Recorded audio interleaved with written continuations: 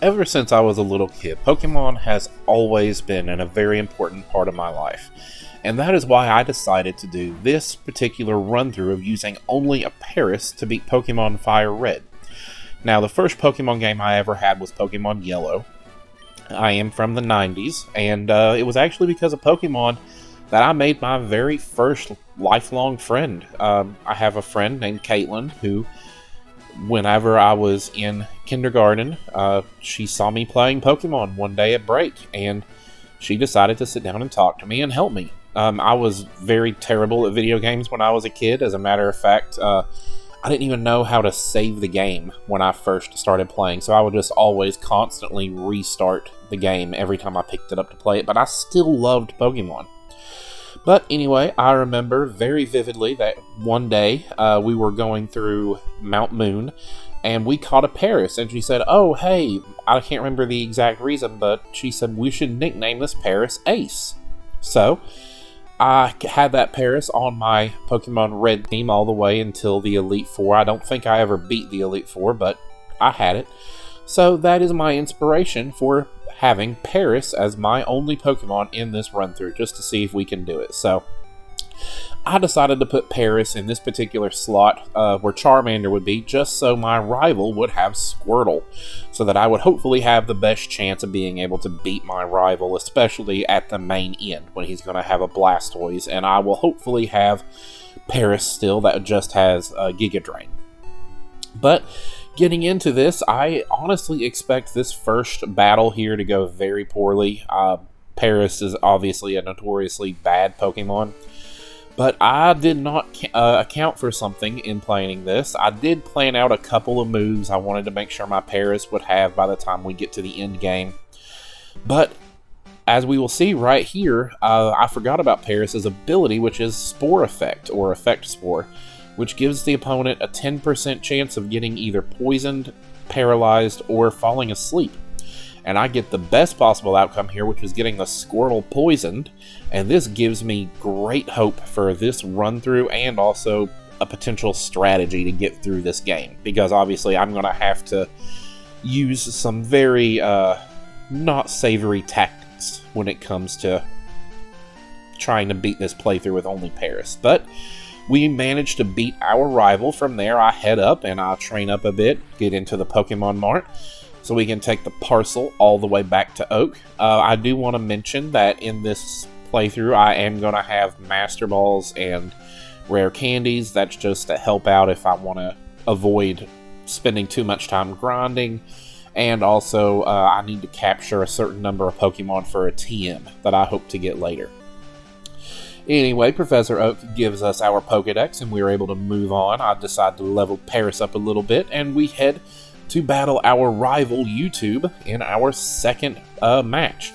I'm a little bit scared of this one too, because he's going to have a Pidgey, which is going to be a flying type, which is not great for our bug grass little Ace Paris, but I think why not? Let's give it a shot. We're at level 9. I land a very, very critical hit to take the Paris down, and I'm able to get the Pidgey one more time. Pidgey hits us. I hit Pidgey with another scratch. Now here I'm like, you know what? Let's use some potions. I'm gonna have to use potions if I'm gonna make it through this playthrough.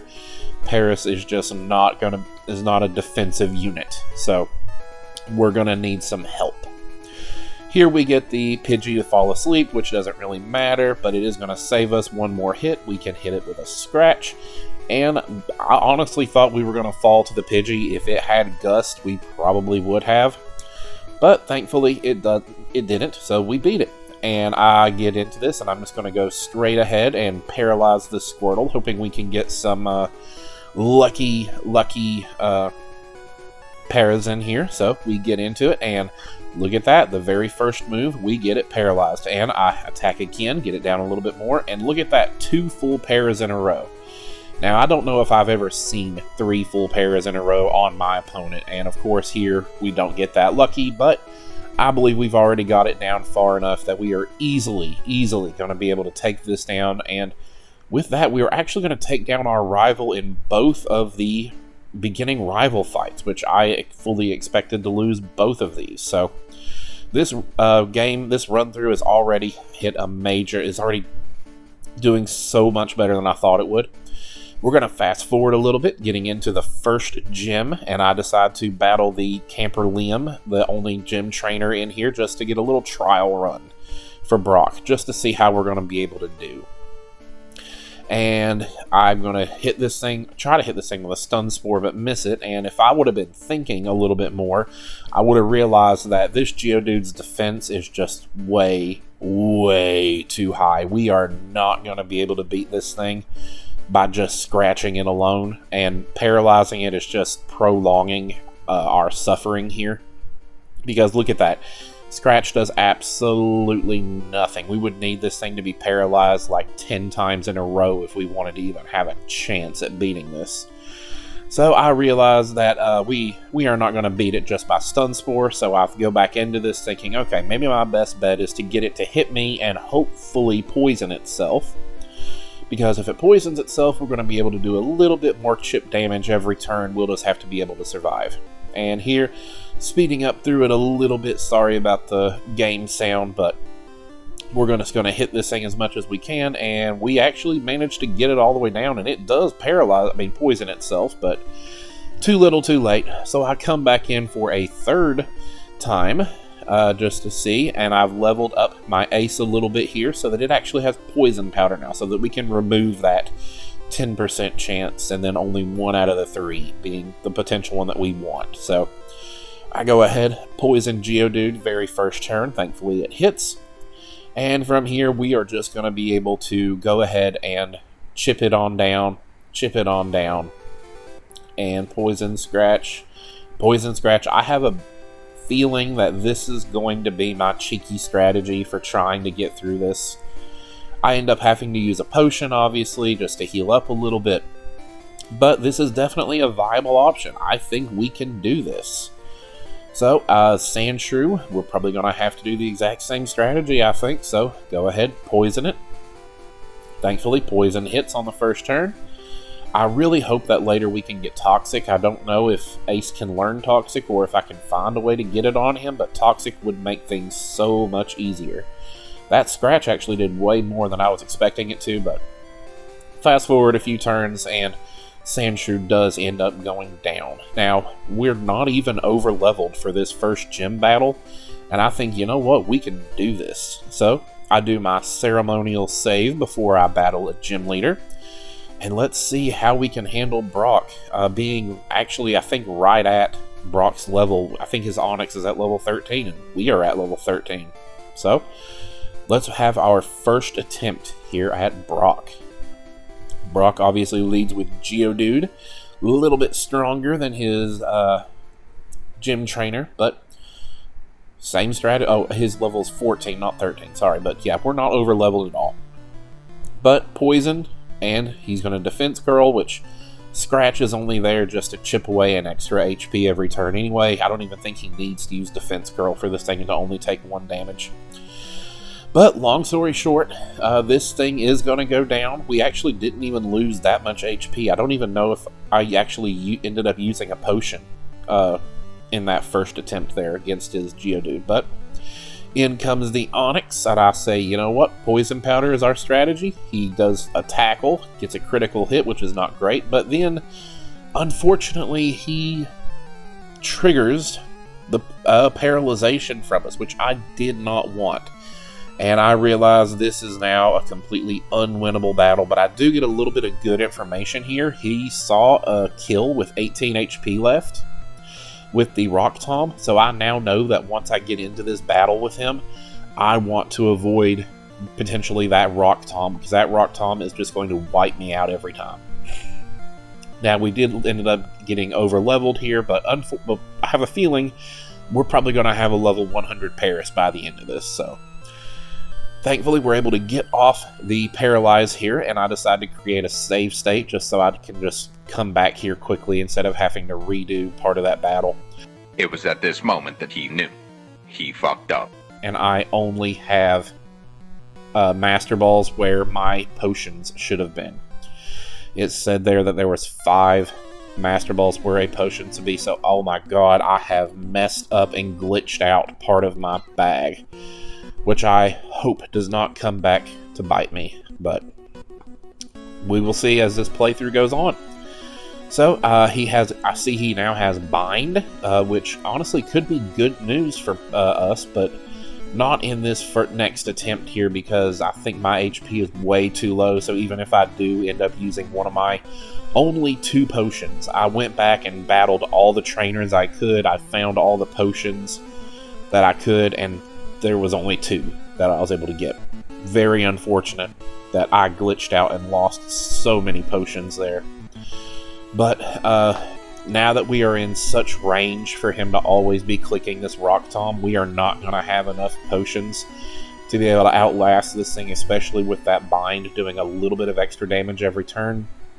So this ended up taking me, I think, 4 attempts. And honestly, I think we could have done this on the very first attempt when I was at level 14. If we could have just had a little bit of extra luck, we could have done it.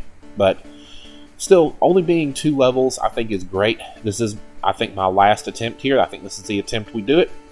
We have great HP going into it, so I know that we're not going to trigger the Rock Tomb coming in. It's going to keep doing either Bite or Tackle, so thankfully Poison Powder hits. So now I just have to pray, and I'm like, please, Tackle or Bind, Tackle or Bind. And because I only have 2 potions, I cannot risk this thing getting into the end game with him hitting all of the Rock Tombs. So heal the ace back up. He hits Bind, and I'm like, yes, thank you, we can do this. Now it's just a stall game. We have to see if we can outlast this thing. That little Bind is going to put a little bit of damage extra on it, but as long as he keeps hitting Tackle instead of Rock Tomb, we are definitely going to be able to do this. Get it down under half health. Bind hits us again, takes us down by 2. He decides to go for Bind when we're already binded, and right there, that right there, I think was the turn that sealed this victory. It is going to go down here in just a minute. We are released from the Bind, but it does not matter. He is still not Rock Tombing, and with this poison, the next turn, we are going to be able to take it down, and with that, guys, I was actually able to beat the first badge. Now, this was kind of like my wading in the water, just seeing if this was even possible, if I could beat Brock without being too over-leveled. And we were able to do it. So I think this is viable. I think we can do this. If you want to follow my journey and see if we can end up taking down this entire Kanto region with just this little Paris, please join me in subscribing to me and follow my journey. I have been Logan S, and I hope that you liked this, but consider giving me a subscription. It would really help out. But thank you so much for watching, and we will continue this in my next video. So take care and have a good day. Hello everybody, my name is Logan S, and welcome back to my Pokemon Fire Red Paris only playthrough. Now, if you have missed the first video, we've already gotten the first badge, so we are picking up here. We finally get the running shoes, which is going to make things a little bit easier. I do occasionally use the speed up, but, you know, I don't always like to use it, but we have our first badge. We have the running shoes, and from here on, I'm just going to speed through this. I just go through battling a bunch of these trainers. I stock up on some potions. I run into this guy with a Spearow, and I immediately get taken out by him, so flying types are definitely gonna be a problem. But we make our way to Mount Moon, and I get a very important TM here. We get Bullet Seed. So we finally have a grass-type move, which is going to come in very useful once we come up here to battle Misty. We make it through without much incident. I get into Celadon City so that we can now stock up on super potions finally, and I decide to go ahead and get the rival battle out of the way. So here we go, battling our rival YouTube, and he's going to lead off with his Pidgeotto, which I know I am probably going to struggle with, but I decided let's just see how we're doing. You know, I don't have any money, I literally just spent every dime I had, so he's going to lead off with a Sand Attack, which is going to be very, very problematic in this battle, because now I can't hit off a Poison Powder. He hits a second sand attack, which brings our accuracy down 2 stages. We do manage to at least get some damage off on this Pidgeotto, but I mean, just look at that. That Gust is almost a one-hit KO even without a crit. So, yeah, this first attempt at our rival did not go very well at all. And from here, I'm just going to speed through this and show you guys that, yeah, I tried this battle several times. Occasionally, I could take out the Pidgeotto, but it had lowered my accuracy so much that it just didn't even matter. There was no way I was going to win. I did learn an important lesson here, and that is using save states. So that will come in useful in the future. But I get all the way up to level 25, and I teach Paris Spore, which I originally didn't plan on using Spore. I know Spore can be very good, but I decided, you know what, I'm having so much trouble with this battle. Let's just try it. Pidgeotto's going to hit us with 1 sand attack, and I do manage to get the Spore off, which is going to put the Pidgeotto to sleep, which is not only going to prevent us from getting accuracy lowered anymore, it's also going to stop him from damaging us. So hit it with a scratch, and I think, okay, this is definitely the strategy if, you know, Pidgeotto would sleep longer than 1 turn. So this I now know that this is definitely possible to beat this rival here at level 25. So he's going to defeat us again. I'm just going to load. And again, this is going to take several attempts to get through this because this Pidgeotto does not like to stay asleep. I mean, seriously, like, how can this thing wake up so often? But I do finally get lucky enough that it stays asleep enough that I am able to take it down with only losing 1 stage of accuracy, which is huge. Thank God. And instead of, I for a second start to continue this, but I'm like, you know what? No, save state. It took me way too many attempts just to get that Pidgeotto down with only losing 1 stage of accuracy. So we save, and I continue. Taking down this Rattata shouldn't be too much of a problem, but we do have that lowered accuracy, and now we're going to have lowered defense also, so any kind of physical attack like this, Quick Attack is going to do a little bit more damage, but thankfully Quick Attack doesn't do anything, but it's some of his later Pokemon I'm more worried about, like this Squirtle that's getting ready to come in. But thankfully we have our Bullet Seed I can use for the first time. And we can see how well this thing is going to do against water types. Bullet Seed hits anywhere from 2 to 5 times, and I'm like, okay, we have something here. We can definitely get through Misty, I think. That was 3 hits right there. If we could have managed to roll all 5, we could have taken that Squirtle down in 1 hit. But instead now it's going to be a 2-hit KO, which is still pretty daggone good.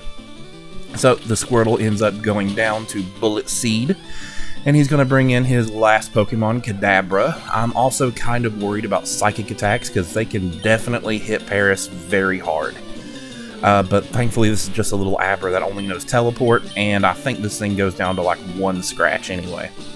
We'll see right here, scratch, and yes, it does go down to 1 single scratch. Thank God that thing has terrible defense. Anyway, we defeat our rival after, you know, probably 25 minutes of me trying there, but I head on up. We get to Bill, turn Bill back into a human being, and he's going to give us the SS ticket, and I decide let's go ahead and get Misty out of the way. I battle all the trainers between me and Misty, which is also going to, well, not all of the trainers, but a good deal of them. But I'm still going to be a little over-leveled for this. I'm going into this very confident.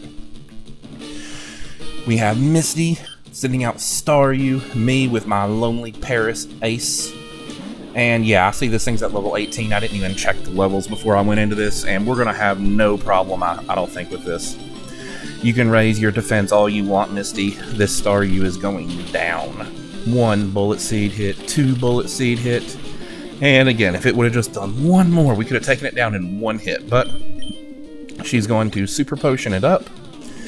No big deal, I think. At most, this is still just 2 more attacks. So 1 Bullet Seed, get a high roll on that one, 2 Bullet Seed, and again, just 2 times in a row. What is it with me and only getting the minimum 2 out of that? Usually, you know, you can almost always count for 3 at least, but anyway. Hits us, and thankfully we do not get confused from that Water Pulse, and take down the Staryu. So only thing standing between us and our second gym badge is this incoming Starmie. I think it's level 21, which, I mean, is a little bit more formidable, but Just a Swift right there that does absolutely nothing. You can throw that Swift all day long. And we are going to take a few bullet seeds here, but thankfully we get a little bit more lucky with our rolls, and we ended up getting 1, 2, 3, that's 4. We got 4 out of the 5 possible bullet seeds.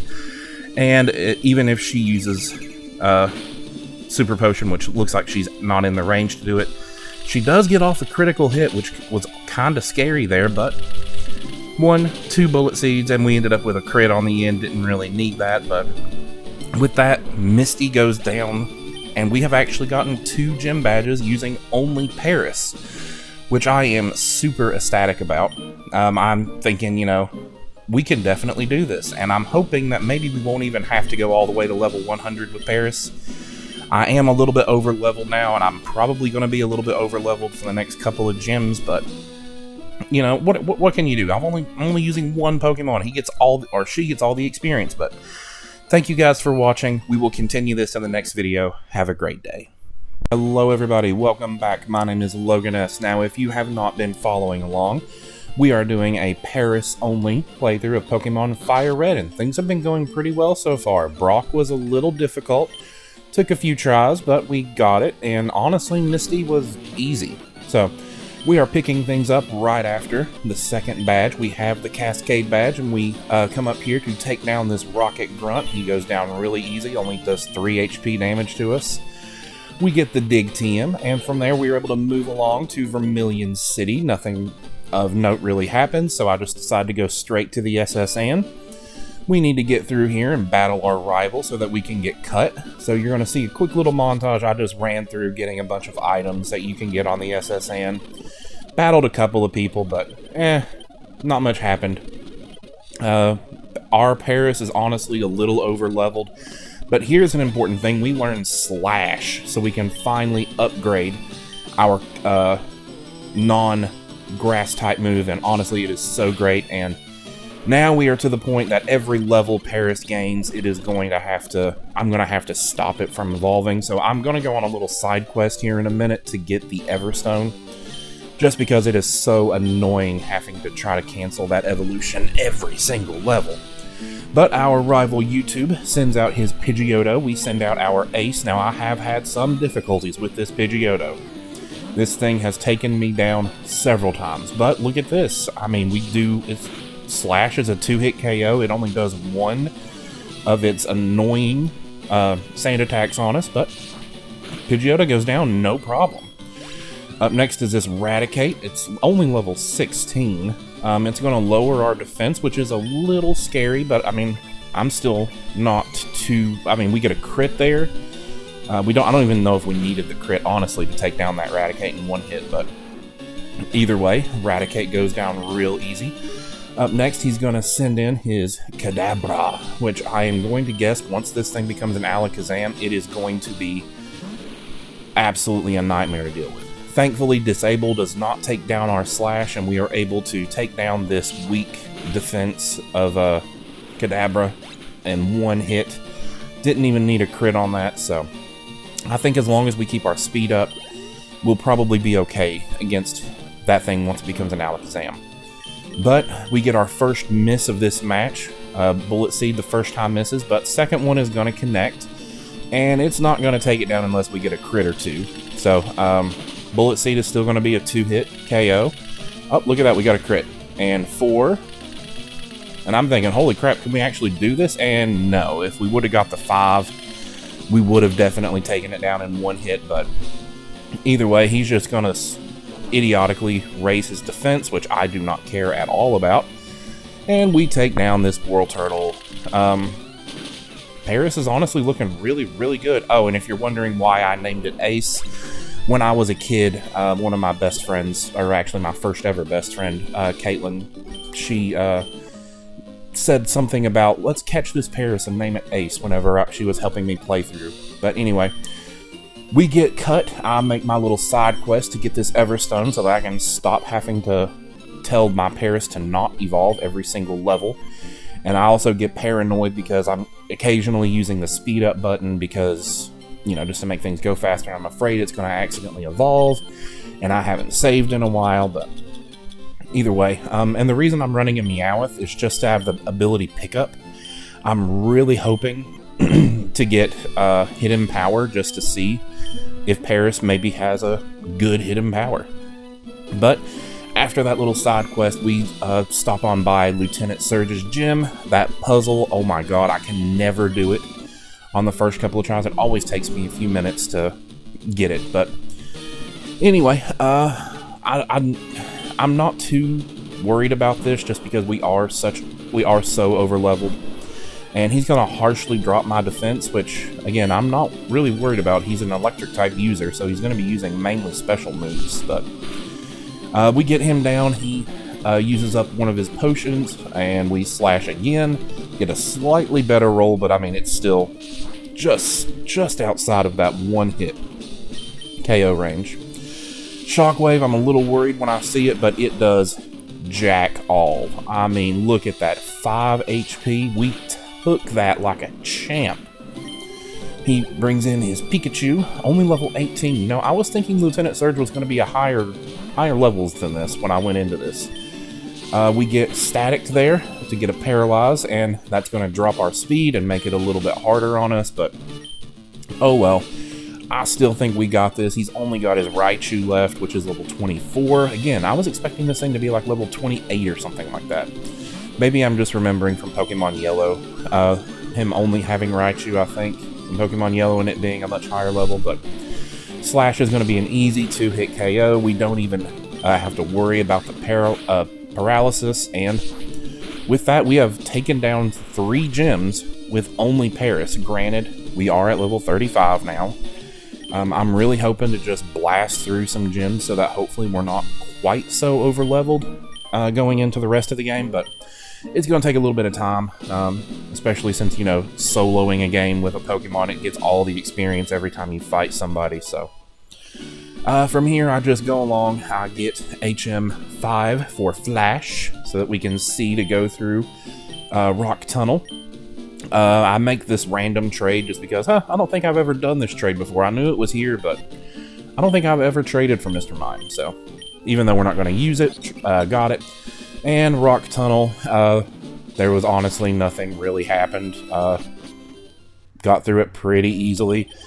Yeah, I think there was a little bit of issue with PP, which I am starting to learn is going to be a huge deal moving forward, especially since I don't think you can buy ethers, which I really, really need. But we get through there, get to Lavender Town, I immediately head on over to Celadon just to get ready for the next gym. And that's where we're going to leave this one off. We will pick up in the next video with us going after the 4th gym badge, which, being a grass type, is going to be a little interesting, I think. But thank you for watching, and I'll see you in the next one. Take care. Hello everybody, my name is Logan S, and welcome back to my Paris-only run-through of Pokemon Fire Red. Now, here at the beginning, you're going to see me just go ahead and get an Eevee. I went ahead and got the HM for Fly, and I decided, you know what, there's a Doduo right here, so I'll put it on my team for just having Fly. You know, I gotta have HM slaves, because Paris can't learn Fly, or most HM moves. But anyway, I clear everybody up to Erica, and I decide to do my ceremonial save, and let's just get right into the 4th badge. You know, I'm over-leveled at this point, and I'm feeling pretty daggone confident. So we run in here, save it. Erica, you are going down. So we get into the battle. I'm obviously going to be leading off with my Paris, and Erica's going to be leading off with Victory Bell. So, levels are finally starting to get a little bit closer. We're only 10 levels above this Victory Bell. I decided to just go ahead, go guns a-blazing, slash right into this Victory Bell. And Victory Bell is going to paralyze us, which is not good. It's going to be faster than us now, and we're going to have a chance every turn of not getting to move, and it has a super effective Acid. And right off the bat, I get fully paralyzed, can't move. Another Acid comes in here. I am already down to 9 HP. I do get a slash off, but this is going to kind of be a theme in this video. I'm going to be overconfident going into some battles that I probably shouldn't be that overconfident. I am, after all, running just a Paris. So, I heal up just a little bit. Another acid comes in. I think, you know what, this battle's over. I'm just going to go ahead and just slash and we'll restart. So let's pretend that didn't happen. Mulligan. So now I'm not going to waste any time. We're just going to put this thing straight to sleep. I do not want to have to deal with being paralyzed again. I know I can obviously tank some acids, but it's definitely going to go for paralyzing me again. So put it to sleep, get some slashes off. I hope and pray that it stays asleep, so get another slash. And look at that, we're only one more slash away from being able to take down this thing. And of course, Erica uses a hyper potion. So gonna have to go through all that again. Hopefully it stays asleep. Oh, we get a major critical hit there. So thankful for that, and we are faster, so it doesn't even matter if it was going to wake up that turn. Whew, that was something. So, Vileplume is coming up next. I've always liked Vileplume, even though I've never used it. I don't think I've ever used it, but without learning my lesson from the previous Victory Bell, just go straight into it and slash, even because I don't understand why Victory Bell and Vileplume are very similar Pokemon. I should have known that this was going to happen.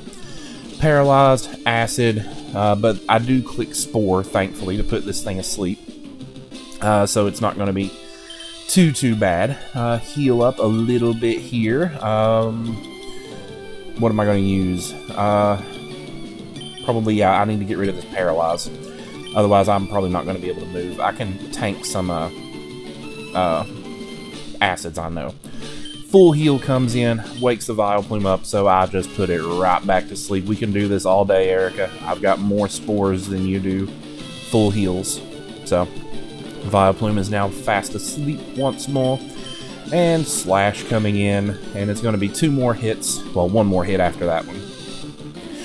If you don't know, the reason I'm doing this Paris-only run-through, and the reason my Paris is nicknamed Ace, is because of a friend of mine, my very first friend I ever made in 1st grade, maybe kindergarten. It's probably kindergarten. My friend's name is Caitlin. I had this idea a while ago. I remember vividly finding my copy of Pokemon Red version when I was in high school, and I still had that Paris, which was a Parasect, at the when I loaded up my original copy of Red. And I had Ace the Parasect on my team, and I was standing outside the Elite Four. I don't think I ever beat the Elite Four when I was a kid, but I at least got there. And I just randomly remembered that a few weeks ago when I was like, you know what, I'm going to try to do an only run through with just Paris. So that's where this came from. Tangela, I wasn't too worried about it. It goes down. Just took a little bit of extra time, and with that we have soloed 4 gyms with just Paris. So Erica, you are down, and we get something interesting here. We get Giga Drain. I think I'm gonna at first I had planned on just going ahead and giving Paris Giga Drain, but I'm like, it's only like 2 levels, 3 levels away from learning it by level up, so I'll just let it learn it by level up. So from here, we go into the Rocket Hideout to take down Team Rocket so that I can get the Silph Scope and I can move on in Lavender Town and, get past the Marowak. Interesting thing, I did not know for a long time that the Rocket Hideout, you were supposed to go through it and get the Silph Scope, because when I was a kid, again, my friend Caitlin told me that if you get a Pokédoll from the from Celadon, if you get one of those, you can just use it on that ghost, and you can just get right past the ghost without having to use the Silph Scope. So for years, I didn't even know that the Rocket Hideout was a thing. But anyway, we have gotten up to Giovanni, our first run-in with Giovanni, and with him having mainly ground types, I think this is going to be pretty easy, even with only Bullet Seed. So he's only at level 25, we are at level 42, so Bullet Seed this Onix, it goes down in 2 hits. Like, oh, just remembering back whenever we faced Brock and how difficult that was. Even though we should have been able to beat him earlier than we did, but anyway, Rhyhorn comes in, it's not going to fare too well. 2 Bullet Seeds, 1 hit KO basically, and it goes down. With that should get us up to level 43, I believe. Nope, we're going to have to finish off Kangaskhan to get there. Now this Kangaskhan I'm a little bit more worried about because it's level 29, and obviously Bullet Seed's not going to be super effective because it's just a normal type. It flinches us when I was trying to go for the Spore, and then it goes to Mega Punch. I decided to just go straight for Slash. I definitely should have just stuck with Spore on that one because he's going to hit us with another Mega Punch, which is going to put us in the red. And now I finally put it to sleep. I definitely need to heal up here because if it wakes up, it's going to immediately just KO us. So, we're going to heal up so that we can live another hit from this thing. It's going to be fast asleep for this first turn, guaranteed. And let's get right back into slashing this thing. I do hope to get a better move than Slash later. We have to wait until we can get to the Sevi Islands first, though.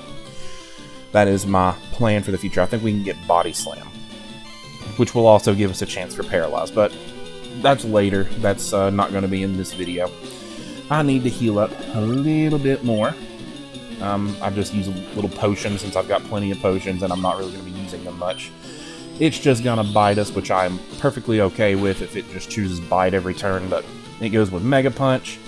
And thank God our Spore effect kicks in and puts this thing to sleep. That's probably the best case scenario we could have had. It's going to be asleep this turn, and we are going to take this thing down with Slash.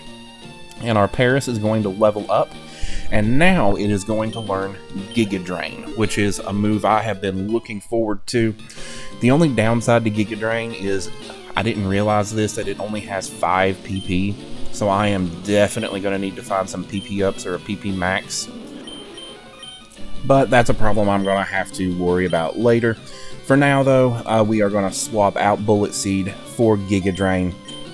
And this is also going to give us some much-needed healing in battle, which will come in very, very handy, I believe. Let's see, so after we beat Giovanni, our next stop, we are going to need to head on over to Cerulean? No, not Cerulean. What's it called?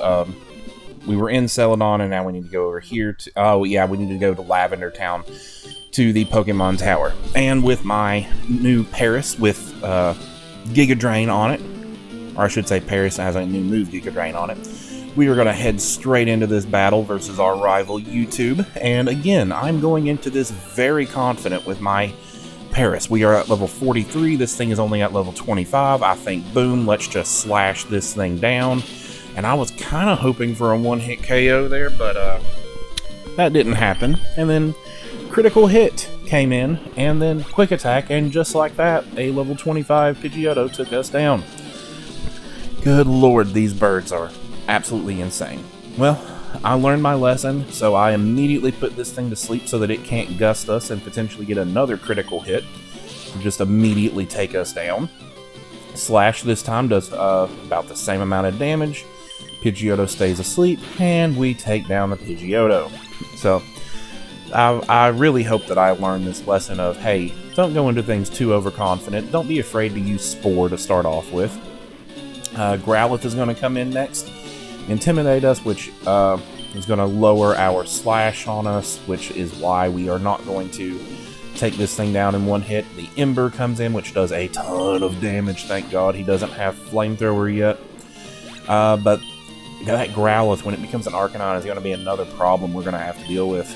And this Execute, once it gets some Psychic moves on it, when it's an Exeggutor, oh my God, I'm starting to realize just how hard this rival battle is going to be if we make it all the way to the end through the Elite Four, because he is going to have some strong moves against us when we get to the champion. But that is a much later problem. Confusion does absolutely nothing, but it does confuse us. But we are currently asleep, so, you know, not too bad.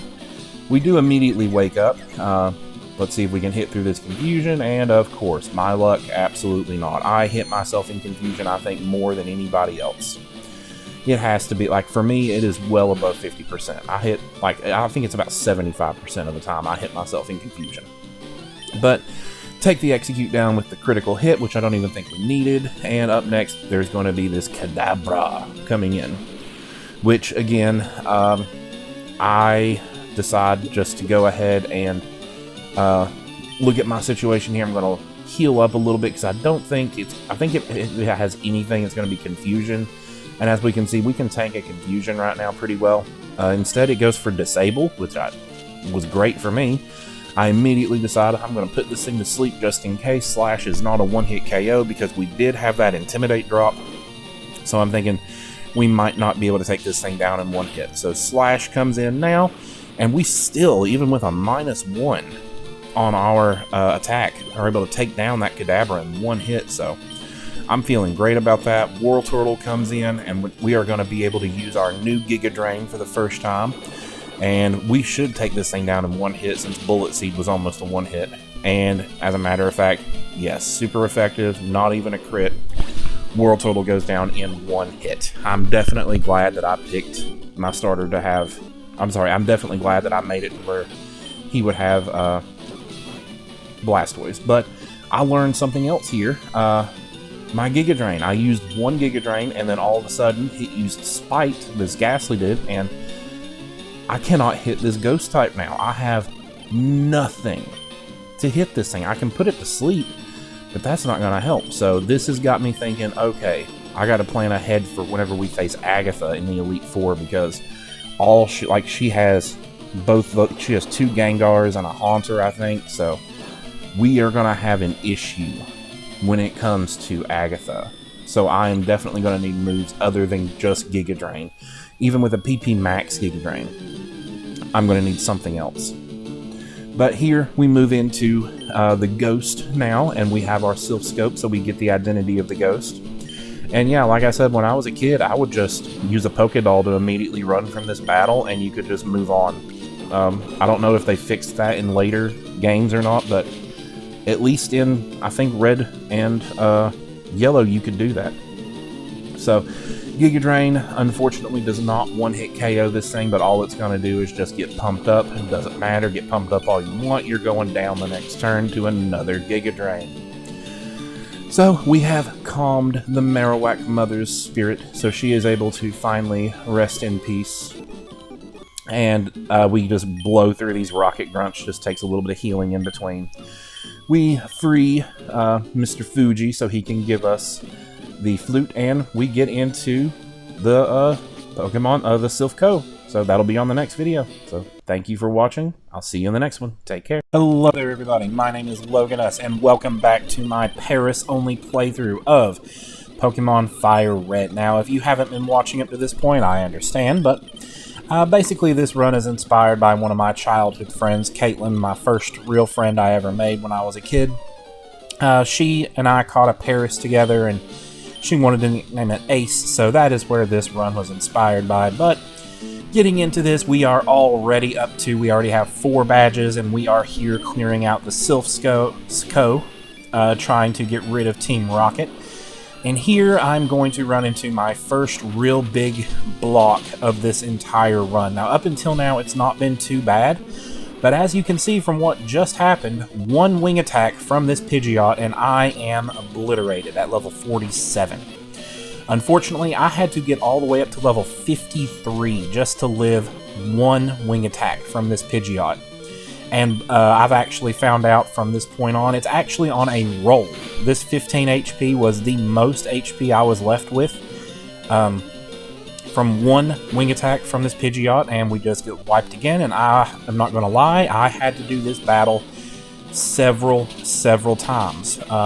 And here you can see that I accidentally reloaded back up to the save where I was only at level 48. But anyway, yeah, I had to completely just do this so many times. It was at least 10 times that I had to do this battle. And I went from anywhere from living with 15 HP to 2 to 4 to sometimes just getting beaten by 1 wing attack, and obviously any crit that happened, my Paris was instantly gone. So I really hope once we get up to, if we can even make it to getting through the Elite Four to the championship fight, that we can somehow find a way to get past this Pidgeot, because my gosh, like, the rest of this battle is honestly not bad after getting rid of the Pidgeot, although this Growlithe, and eventually when it becomes an Arcanine later, if it uses a fire attack, I am also just screwed with this thing. So I am really gonna have to come up with some counters for this. Like, I'm hoping maybe I can find, I know there's a certain type of berry, I don't know if they didn't introduce it until later generations or not, that weakens a super effective attack, which I really hope I'm able to find. But anyway, in a couple of my tries of this, even after getting past the Pidgeot, this Growlithe was my next small hurdle I had to get over, because in this particular run, I was actually able to get past it because it didn't use any fire attacks. But in most of the attempts that I made, this Growlithe was just spamming, I think it was Flame Wheel, and it just obliterates Paris also. This Paris, like, Paris is not known for having a very strong physical or special defense, but we're able to take the Growlithe down there, and I think his last couple of Pokemon are going to go down fairly quick. Execute's coming in. I'm not worried about this thing at all. Yeah, it might be an issue later, but we're just going to slash it. It's going to go for a Stun Spore and miss, thankfully. Another slash coming in, and I could really use a crit, but no crit luck, and it's going to paralyze us. Now, you are going to notice in this run-through that I am going to have to use quite a bit of items. Sue me, it's a freaking Paris-only run-through. I think I'm entitled to using a few items, because this is basically going to be impossible, especially now that we're in the later part of the game, where a lot of gym leaders, and then especially later the Elite Four, they just have so many items, and that's going to come up later in this video when we finally get to it. Alakazam is coming in next, and I am hoping that we can still take this thing down fairly quickly with a couple of slashes, because it's going to try to Calm Mind up and set up on us. But thankfully, Alakazam doesn't have a very strong physical defense, and it's going to go down to hopefully 2 slashes here. It's going to get off a Future Sight that we're going to have to tank later, but I think Paris should be fine. We've been pretty good at tanking Psychic type attacks. Go figure, we're a Bug type, and Bug is a little bit strong against Psychic. Unfortunately, we don't get the roll, and we do end up having to go 3 slashes to take down the Alakazam. Thankfully, he didn't heal. But I know this Blastoise is going to go down fairly quickly. It's going to protect, try to stall us out, and hopefully his Future Sight, he's hoping is going to do more damage. We take it, we tank this thing, and that does more damage than I would like, but not too bad. Blastoise gets off a bite, we use our Giga Drain. I'm hoping this is going to be an Oko, but of course, it's not anymore. But we do gain a fair amount of HP back. We have 2 more Giga Drains to get through this thing, and it flinches us with a bite. Now that could be very bad, especially if it gets this double flinch, but it doesn't. Thank God. We get the Giga Drain, get more health back, and just don't get the roll to get it down, which is unfortunate. It's going to bite us again. I really don't want to flinch, but it paralyzes itself thanks to our ability. That's not really going to matter, because we're going to end up taking this thing down. Now, after this, I did make a small mistake, and I had to go back and replay this battle, but this was the battle that I first got through and first beat it, so I'm not going to bother with that and showing you guys the mistake that I made. But anyway, I go over here just for the heck of it, get the Lapras, and place it in the box immediately. Because, you know, we only are going to run through this with Paris. So from here, our next challenge is going to be getting past Giovanni. I'm not too worried about this, just because our Paris does match up well against a couple of his Pokemon. One thing I did learn when playing Giovanni this time, and I don't think you're going to see it too much here, but oh my god, the status conditions. I could not believe the number of times that I got poisoned and I got paralyzed, and it was just an overall absolute nightmare. But his Nidorino goes down fairly quickly. Thankfully, we don't get poisoned this time. And he's going to bring in his Rhyhorn. Now, this is basically just a free heal up for us. This thing is going to go down in 1 Giga Drain, get us all the way back up to full health. And I did have to do this battle a few times, but this was the first. Actually, it's the first you're going to see. I messed up before this and reloaded, and I had to do this again. But anyway, Nidoqueen is coming in next, and this thing is where a lot of status problems comes in, because it has Body Slam, I think. It has Poison Point. It has Poison Sting. We're going to just Spore this thing and hopefully try to get through this as quick as possible. Now, when I first started this run through, I thought that my strategy going through this entire thing was just going to be poisoning everything and just trying to stall everything out, which honestly could be a strategy if towards the later part of the game. I would just have to spam quite a few of items, but that also requires Paris to be able to tank quite a few hits, which Paris is not known to do.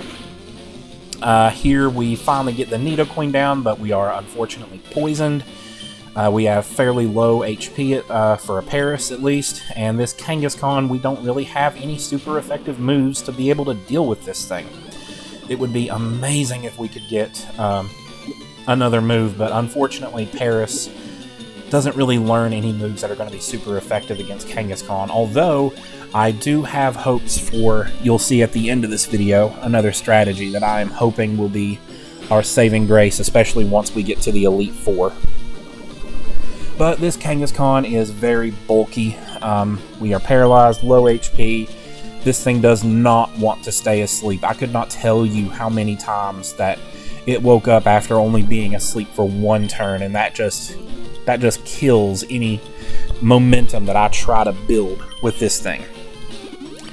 We heal up a little bit, and like I said, here it goes, just waking up very, very quickly. Mega Punch us, obviously. Paris is going to go down to that. So reload back in, and I'm just going to cut out quite a few attempts here until we finally get back to the Kangaskhan. Put this Kangaskhan to sleep immediately, because that Mega Punch is nothing to be. I don't even know what the word I'm trying to say is, but it is a monster. We need this thing to stay asleep as many turns as possible while we just try to slash this thing all the way down.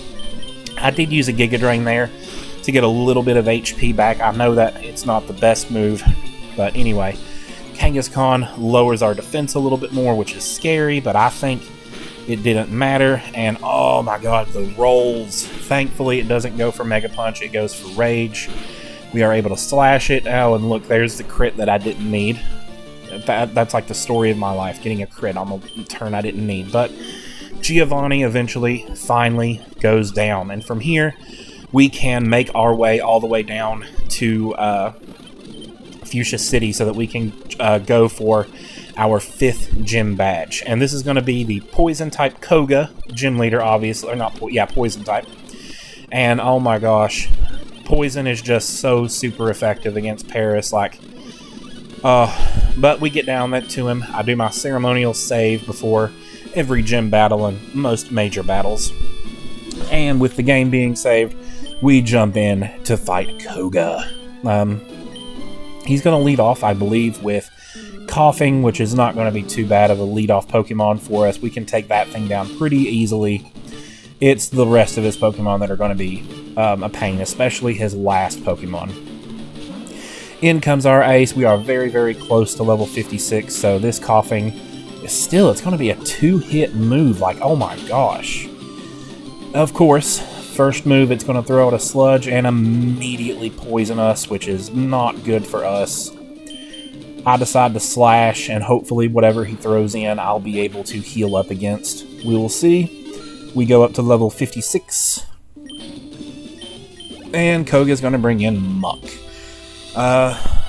Just a pure poison type here. We are going to be hurt by poison. And I'm going to immediately go in and hope that this thing doesn't hopefully this thing doesn't hit too hard. So I'm going to try to full heal first. Then we're going to come in and try to get our HP back, assuming we live this hit. The Sludge comes in, and of course, it just takes us out. So, attempt number 1, another failure. Coming back into this, I have a different strategy. Take this Coughing down real quick, thankfully. I really, really needed that. Getting through it especially without getting poisoned. The status conditions are no joke, man. Okay, so We are back to the muck, and I am immediately going to put this thing to sleep, which is probably what I should have done in the first attempt, looking back at it. You know, if it was asleep, I would at least have been able to get rid of the poison, and possibly, if it stayed asleep, get the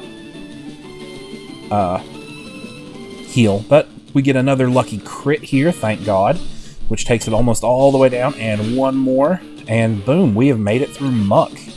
I was very, very surprised with that. This one is looking good. He's going to throw out another coughing here, which after going through the first one, I'm hoping won't be too much of a issue here, so we have nothing else really to do.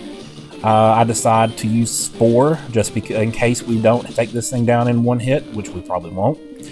I really, really don't want to get poisoned again. Not before his final, I think it's Wheezing is his final Pokemon. Here I learned that Koga has a full heal, which I was not expecting. But thankfully, Slash is going to be a 2-hit KO, and we are faster than the coughing. And look at that, another crit. Unfortunately, we didn't need it on that one, but we were able to take down his coughing, and honestly, that was a best-case scenario with him using that full heal, because now he's not going to have the full heal to use on Wheezing. So, I can't remember if I tried this battle 3 or 4 times, but his Wheezing was definitely the issue. The Slash does absolutely nothing, and that is going to be a 5-turn KO, which is just not good. Actually, it might be 4-turn, but anyway, Wheezing thankfully stays asleep. We get it all the way down to red. It wakes up, uses Sludge on us, which I would like, please don't crit, please don't crit. Thank God it did not crit, but it does poison us. And unfortunately, I'm going to learn on this next turn. Here I'm deciding on what I should do, and I'm like, this thing is 1 hit away from going down. I'm going to try to Spore, and he's going to heal up with a Hyper Potion. These Hyper Potions are going to be the death of me. I don't know how many battles we're going to be able to win if our opponents are just going to spam all of these Hyper Potions, because it takes so much. We are getting to the later part of the game where Paris's weakness is really, really going to start to show. But I get rid of my poison, because I can tell this is going to take quite a few more turns, probably at least 1 or 2 more spores. And we are definitely going to need to heal up with another Hyper Potion. I'm going to have to stock up on these things. I haven't done that in a while, so...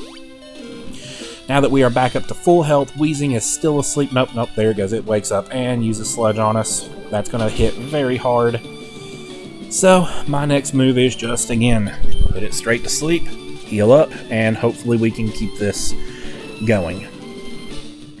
Again, I am so sorry. I know that, a real PokeTuber should really try to, not use so many items. But again, this is a Paris-only run-through, people. Okay, I know I'm going to be over-leveled. I know I'm going to have to use items, okay? I am just trying my best to do this with only using Paris. And the reason I have so many other Pokemon with me, I have Doduo just for Fly, and I have all those Meowth with me just for the ability Pickup. Because I am trying to get the TM for Hidden Power. Because I am really hoping that this Paris has a Hidden Power that's going to be able to help us get through the Elite Four. Because we are not going to be able to get through the Elite Four with just Slash, and hopefully maybe later Body Slam instead of Slash, and Giga Drain. We're just not going to be able to do it. We are not going to be able to get past Agatha with that. A couple of more turns have gone by. We have Spored to this thing, put it to sleep, slashed it, and I can see the end of this battle inside. It is so tantalizingly close. I just want to finally beat Koga. And of course, he has yet another Hyper Potion. What is this, 3 or 4 items that he has used in this battle? Like, we have beaten this Wheezing multiple times over. Of course, I guess you could say that about my Paris too. It's been beaten multiple times over, so... Another Sludge comes in. It gets a pretty high roll on that one compared to some of the other ones. I almost mistakenly used a Hyper Potion without first using Spore. That could have been a disaster if he would have crit, if I would have accidentally done that.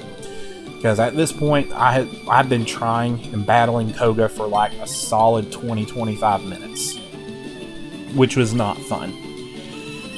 Heal up Paris. I think this is the last time, and all we have to do is I accidentally hit Spore there, and I'm like, oh my god, that's going to be it. That's going to be the reason that I lose this battle, because I was trying to go too fast and I accidentally hit Spore. But we hit it. Weezing wakes up, uses Sludge, and I know I am faster than this Weezing. It doesn't crit, so I am poisoned, and I'm thinking, you know what? I just want this over with.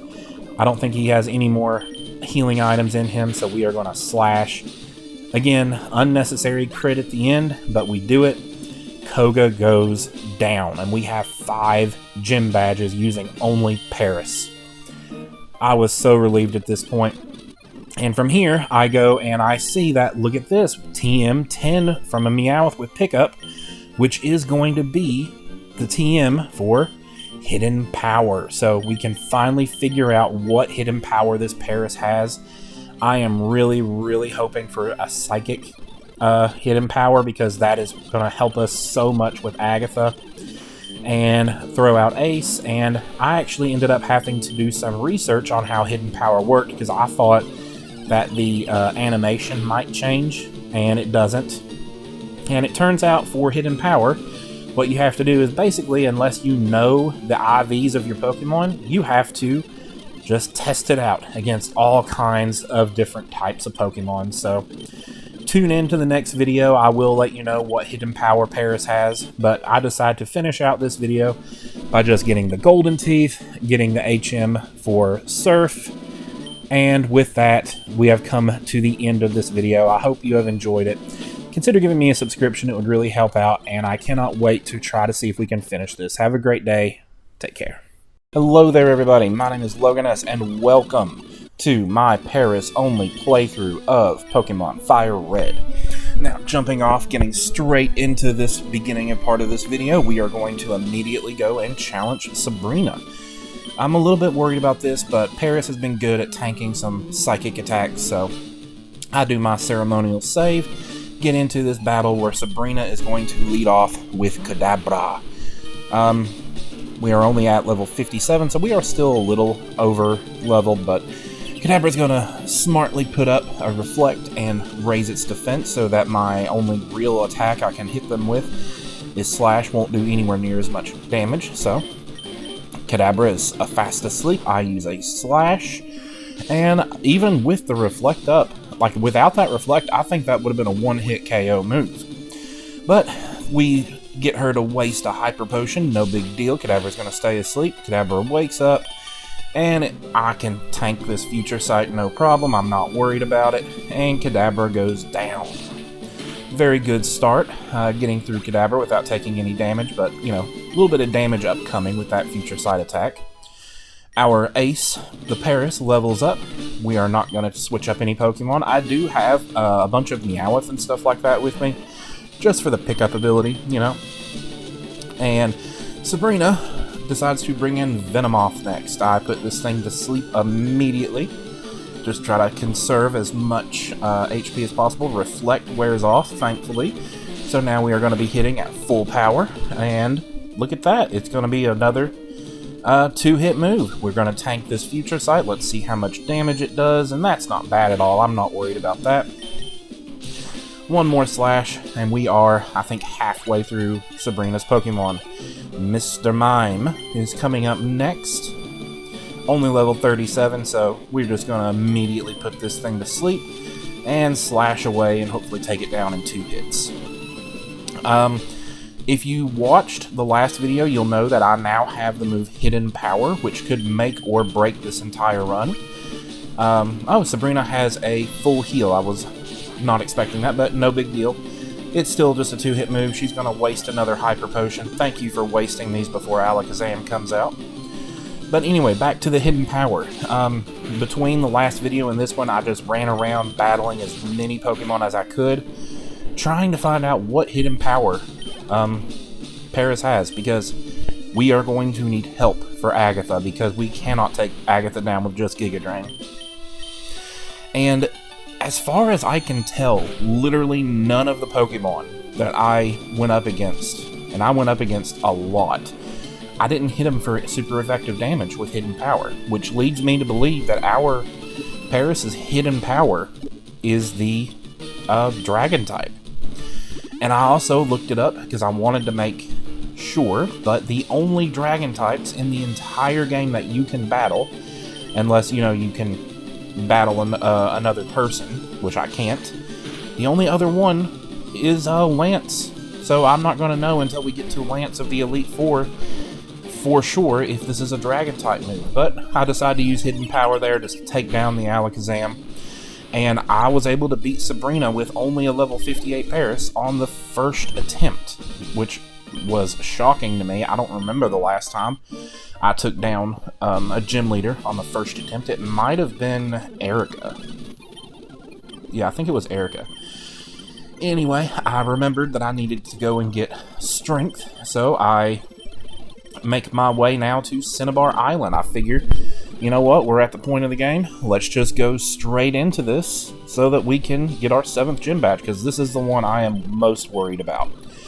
But, of course, in order to get to battle Blaine, we have to make our way through the Pokemon Mansion. I always get lost in here, so I looked up a quick little tutorial on the quickest way to get through here, and we get everything, and I do not have... I thought I didn't have an escape rope, but I did, but Paris faints on the way out, no big deal, I just run from everything, I'm not battling with anybody other than Paris. So, I now am ready to try to take on the Cinnabar Gym, and this is going to be so difficult because Paris is super weak to fire. I mean, I think it's 4 times weak to fire, so here I'm just swapping out, getting some Meowth back, because every time we defeat a trainer, Meowth has pickup and has a chance of picking up a random berry most of the time, but stock up on some items and some max repels for later, and we're going to make our way through this quiz. Now, on a normal playthrough, I just battle all of these trainers just for the heck of it, just for the experience. I'm a little bit worried about the TM one, because I remembered there was one that asked you what is the TM move, and it's a fake move anyway, so okay, I was worried I was going to have to look up what TM something is, but let's get in here. We're going to do our ceremonial first save. Or, sorry, our ceremonial save before battling the gym leader. I'll take a deep breath here because I know this is going to be very difficult. Because all of his Pokemon are fire types. I think all of them have Fire Blast, which is... I know it is going to kill us if they even hit us. So I know my strategy going into here is I cannot take a hit. And unfortunately, right off the bat, Growlithe is going to lower our attack by 1, which is not ideal, because I'm not switching in and out. I literally couldn't switch in and out, but anyway, put the Growlithe to sleep so that it can't burn us. And we are just going to immediately get in, slash. It's going to take 2 hits, and of course, Growlithe wakes up. And Fire Blast is going, I'm going to see, and yes, just like I thought, 1 hit, and we are done. So, let's run that back again, shall we? So we're going to have to just hope to get lucky. And look at that, a lucky critical hit. So Growlithe goes down in 1 hit. Up next is this Ponyta, and I'm a little bit worried that this Ponyta is going to outspeed me. So if this thing outspeeds me and hits me with a fire type attack, we are done. But luckily, I outspeed the Ponyta, which is kind of hilarious to think about. That this little bug can outrun a horse. But anyway, Ponyta is asleep. So we hit it with a slash, and we get another lucky critical hit. So look at that. We are 2 Pokemon down, 2 to go against Blaine. And Rapidash is coming in, and I know there is absolutely no way we are going to be faster than Rapidash. So I decided to try, and yep, just like I thought, Rapidash is faster than us, and the only way I can think of us beating him without trying to so over level is just to get the Quick Claw. So I made a little side trip, got the Quick Claw, get back in here, so let's see if we can take him down with the Quick Claw. Growlithe comes in, immediately going to put it to sleep, just like last time. That is our go-to strategy, because we can hopefully get more moves off, but I already know I'm faster than the Growlithe and the Ponyta, so I should be able to take them down. I won't be getting as lucky with the crits this time, but it goes down to 2 hits. Thankfully, it stayed asleep, and Growlithe is down once more.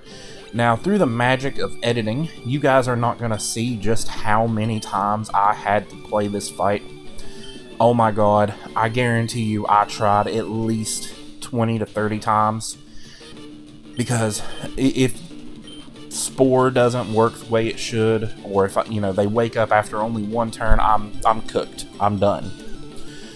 So you guys are only going to see the successful run, hopefully. So I take down the Ponyta, slash, does little over half damage, so it stays asleep, thankfully. You do not know how many times that thing kept waking up after only one turn of being asleep and finishing me off, but that goes down. Now it is time for the big boys. It is time for Rapidash to come in here. My only hope is to put it to sleep, and oh, it missed. That is huge. If our Quick Claw doesn't activate, we have to hope that I think it's an 80% accuracy move.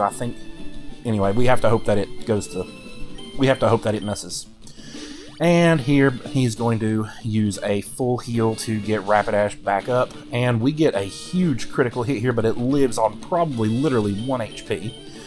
And I have a feeling he's going to use a Hyper Potion, and he does, so I can use Spore, thankfully, without having to hope for another Quick Claw or miss from Fire Blast. So put the Rapidash back to sleep, and we need to get back to some slashes, because this thing looks like it's going to take 3 hits to take down. And yep, it's going to take 3 hits, so I have to hope, and it wakes up again, and let's run that over again. So I'm just going to cut back to whenever we got back up to Rapidash, and it's asleep. Like I said, I guarantee you it took me at least 10 or 15 tries before I was able to get past this Rapidash. The full heal wakes it up again, but I knew he was going to do that, because like I said, I tried this battle so many times, put it back to sleep, so he's not going to be able to wake it up.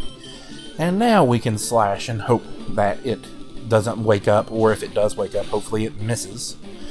And Rapidash stays asleep, thankfully.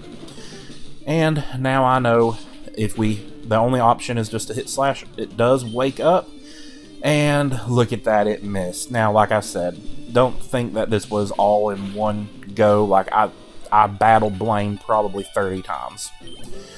So we have finally made it to his Arcanine, and this is the first time I made it to the Arcanine, and oh yeah, it's going to lower our slash even more. But I hadn't really made it to Arcanine yet, and I'm surprised to learn it looks like, are we faster than Arcanine because we got to go first? Or maybe it was just our Quick Claw.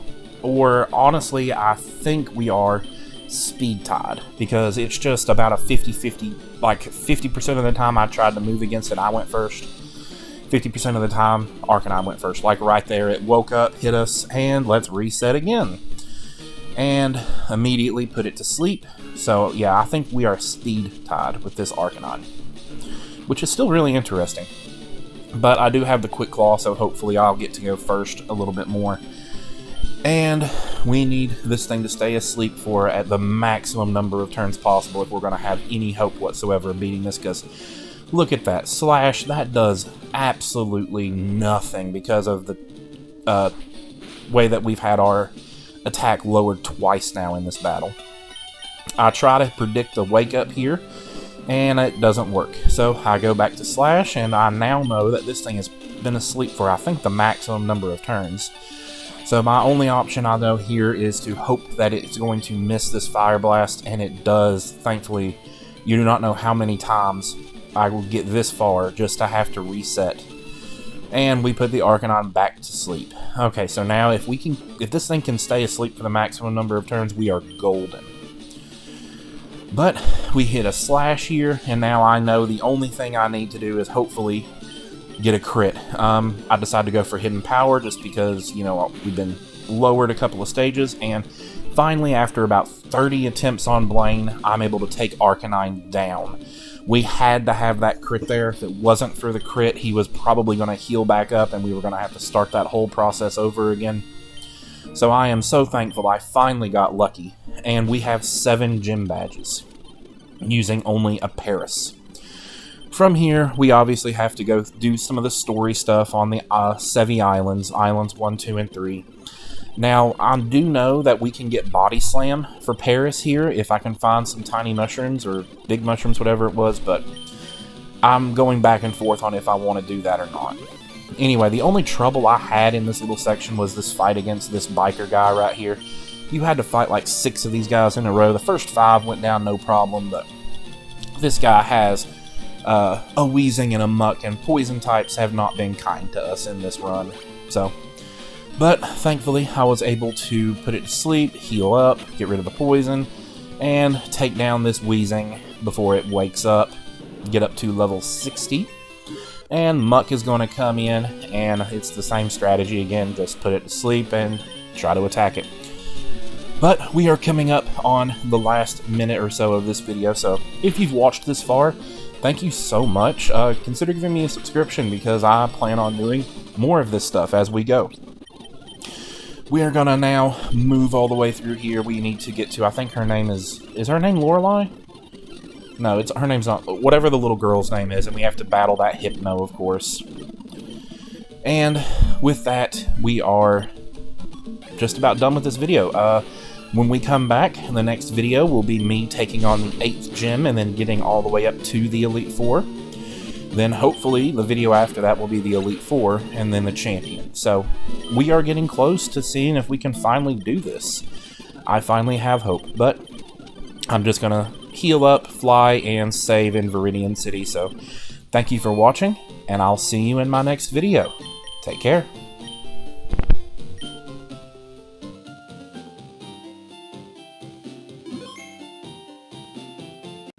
Hello there everybody, my name is Logan S, and welcome back to my Paris-only playthrough of Pokemon Fire Red. Now, if you haven't been watching up to this point, as you can see on the screen, we are currently up to the 8th gym badge. We are going to hopefully be challenging and beating Giovanni today, and getting up to the Elite Four. That is my whole entire goal. Here at the start, I was just running through, trying to make my path to the gym leader, and right here, I get to Giovanni, and I'm going to do my ceremonial first save. And my first attempt here versus Giovanni. I'm not too worried about this. We haven't had too many problems with Giovanni, but his Nidoqueen and Nidoking can definitely hinder me a little bit with their poison. Now, if you're wondering why I'm doing this playthrough, a few months ago I was thinking about one of my friends from grade school, my very first ever friend. Her name is Caitlin, and she helped me a lot when I was first learning how to play Pokemon. And I just vividly remember one day in Mount Moon, we captured a Paris, and she said, let's name it Ace for some reason. I don't remember what the reason was, but I carried that Paris with me, and eventually as a Parasect all the way until the Elite Four. I don't think I ever beat the Elite Four when I was a kid, but I remember picking up my copy of Pokemon Red version, and I had indeed gotten to the Elite Four with a Parasect. But Giovanni's going to lead off with 2 Rhyhorns, which are basically just 2 free kills with just Giga Drain, so I'm very happy about that. His Nidoqueen is coming in next, and this is where I'm going to start to implement some more strategies. We're immediately going to put this thing to sleep, because the last time we faced off against Giovanni, it was not a fun time. So I'm going to go straight to my hidden power, which I believe is Dragon type. Now, I have not confirmed that yet, but there's literally only one trainer in the entire game that has a Dragon type, so it hasn't been super effective against literally any other type that I have faced, so Nidoqueen unfortunately wakes up fairly quickly, but I'm able to put it back to sleep. We are able to tank a hit, not lose too much HP, so this battle's not going to be too bad. We are level 61, but honestly, this is a much lower level than I was expecting at this point in the game. I was expecting Paris to need to be like almost level 100 if we wanted to try to complete this thing. Now, I still haven't completed the playthrough as of this time of recording, so obviously that's not been determined yet, but Giovanni's going to heal up with a max potion, and these extra items that these trainers are starting to have is really starting to affect my PP. Now, I seriously need, the PP is just absolutely insane. There's a limited number of max ethers and regular ethers, so it's so hard to manage PP on, especially on a Paris that doesn't have that many PP to begin with, especially on the Hidden Power and Giga Drain. But get Nidoqueen down just a little bit more. I was hoping for a crit there, because I think a crit would have beaten him, but no. And we get another Hyper Potion. We have beaten this thing twice over by now with this little Paris, and I just want this Nidoqueen down. Another Hidden Power here. Let's see, is there anything else I wanted to mention? Oh yeah, when I was a kid, my friend Caitlin, she, funnily enough, when I was a kid, I didn't even realize that you could save or anything like that. So the first couple of days that I was playing Pokemon, I was just restarting every time. But anyway, we did finally take down Nidoqueen, and next up is the King. So we are immediately going to put this thing back to sleep. I remember my mom actually made me a deal because I was complaining I couldn't get to the first gym badge in Pokemon Yellow. And she said, if you get the first gym badge, I will buy you Pokemon Red version. So that's how Caitlin and I met on the playground one day. She came over, I was playing my Game Boy Color, and she helped me get the first gym badge by capturing a Caterpie and evolving it into Butterfree. And to this day, whenever I play Gen 1, that's my favorite strategy to go to, is to get a Butterfree before the first gym, and then take down Brock with Butterfree and Confusion. This Nidoking is getting really, really low here, ooh, so close. Please, I'm hoping right here, do not full restore. Please tell me you're out of full restores, and thank God Giovanni is out of full restores, so we are fully able to take down this Nidoking. Now, with where I am in retrospect, I would love to go back and conserve a couple of my ethers, because let me tell you, the Elite Four is going to be no joke. But this Dugtrio, I think this is just going to be basically a free kill. That Slash does nothing. This Giga Drain is going to be super effective, and even if we don't OHKO, which, oh, yes, we do OHKO. So with that, we have gotten our 8th and final gym badge. I am so thrilled. When I first started this playthrough, I didn't even know if I would be able to get through Giovanni without being a level 100 Paris or not. So this was absolutely incredible. So the only thing standing in our way between us and the Elite Four is one more rival battle, and I am so nervous about this rival battle because this Pidgeot is absolutely insane. Like, Paris against flying types is just a no-go. Thank God there's no flying type specialist, and the only real flying type I have to worry about in the entire game is my rival, which is going to be unfortunate whenever we get to the championship battle. But before we get there, let's see how we do against this level 47 Pidgeot. So I know the only thing I can hope for is for a Spore, and look at that. I was not expecting Ace to be able to tank a wing attack.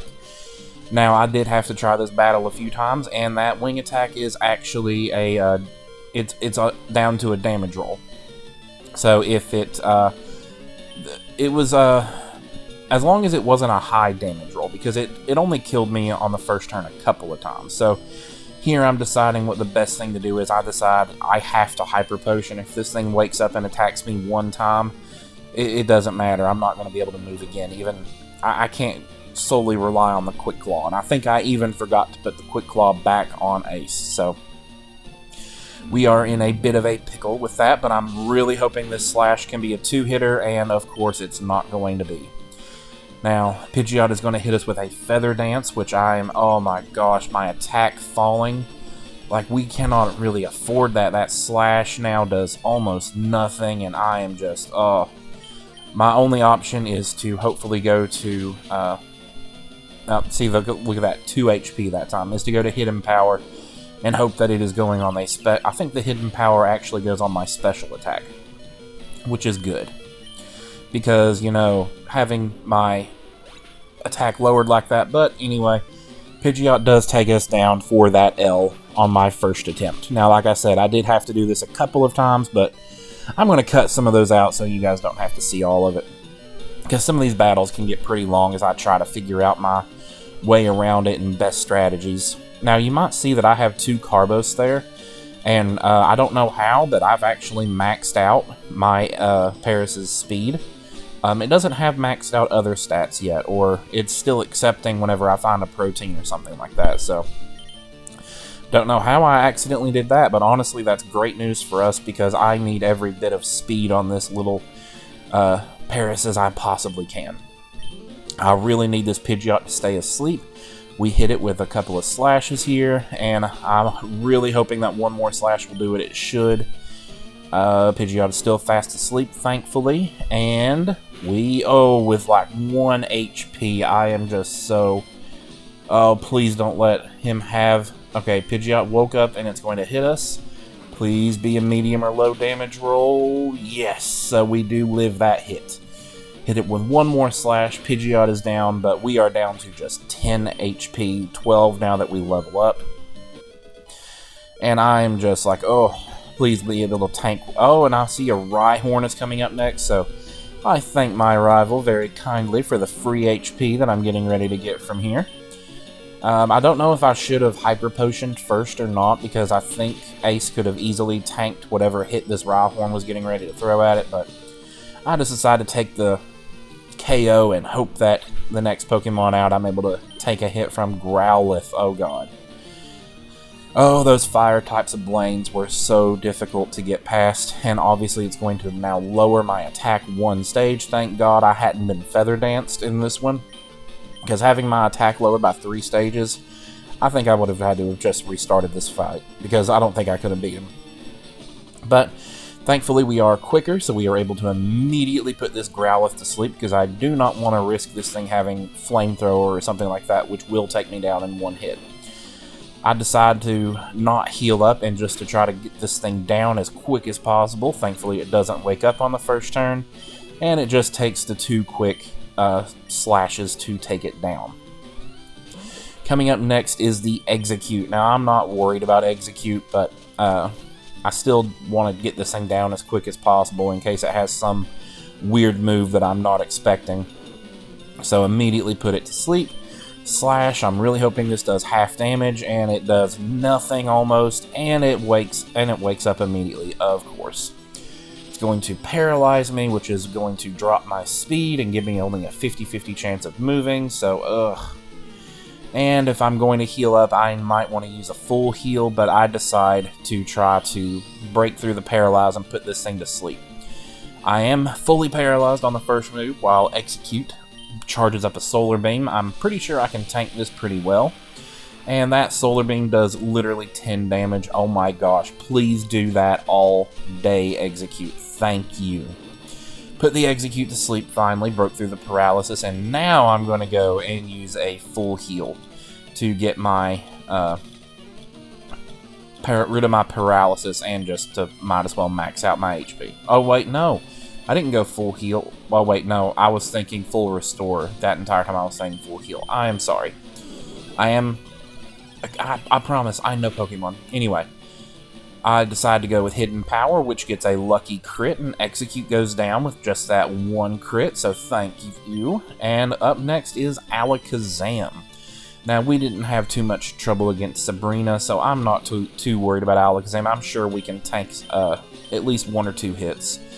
He is going to try to Calm Mind up, and I'm immediately, of course, putting this thing to sleep. You know, I have to say, when I first started this playthrough, I thought Poison was going to be my go-to status condition, but I've pretty much abandoned that after the first gym because Spore is just proven to be way too overpowerful. I mean, I know people say Spore is cracked, but it really came in useful, especially once we got into the later part of the game when Paris absolutely cannot tank too many hits.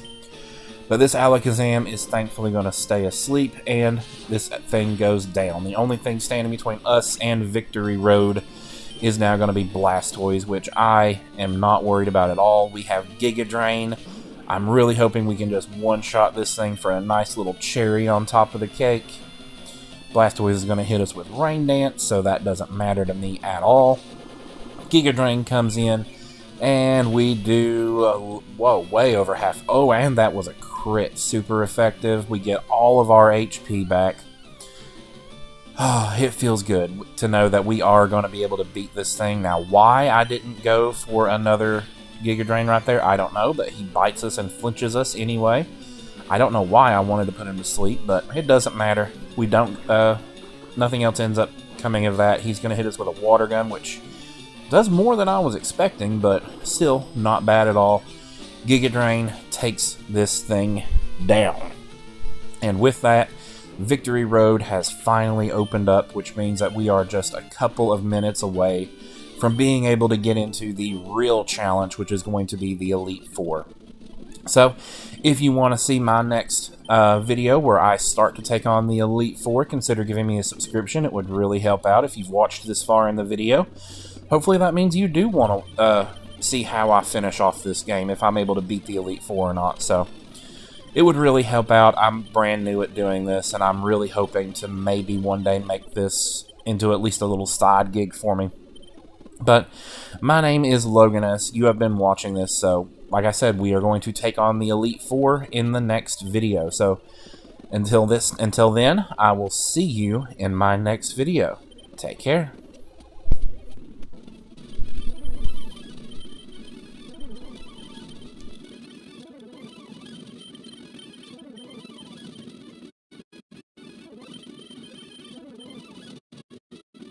Hello there, everybody. My name is Logan S, and welcome back to my Paris-only run-through of Pokemon Fire Red. Now, we are finally at the Elite Four. As you can see, I literally have only just my Paris. I deposited all of my Meowth that I had with me, trying to pick up items and stuff.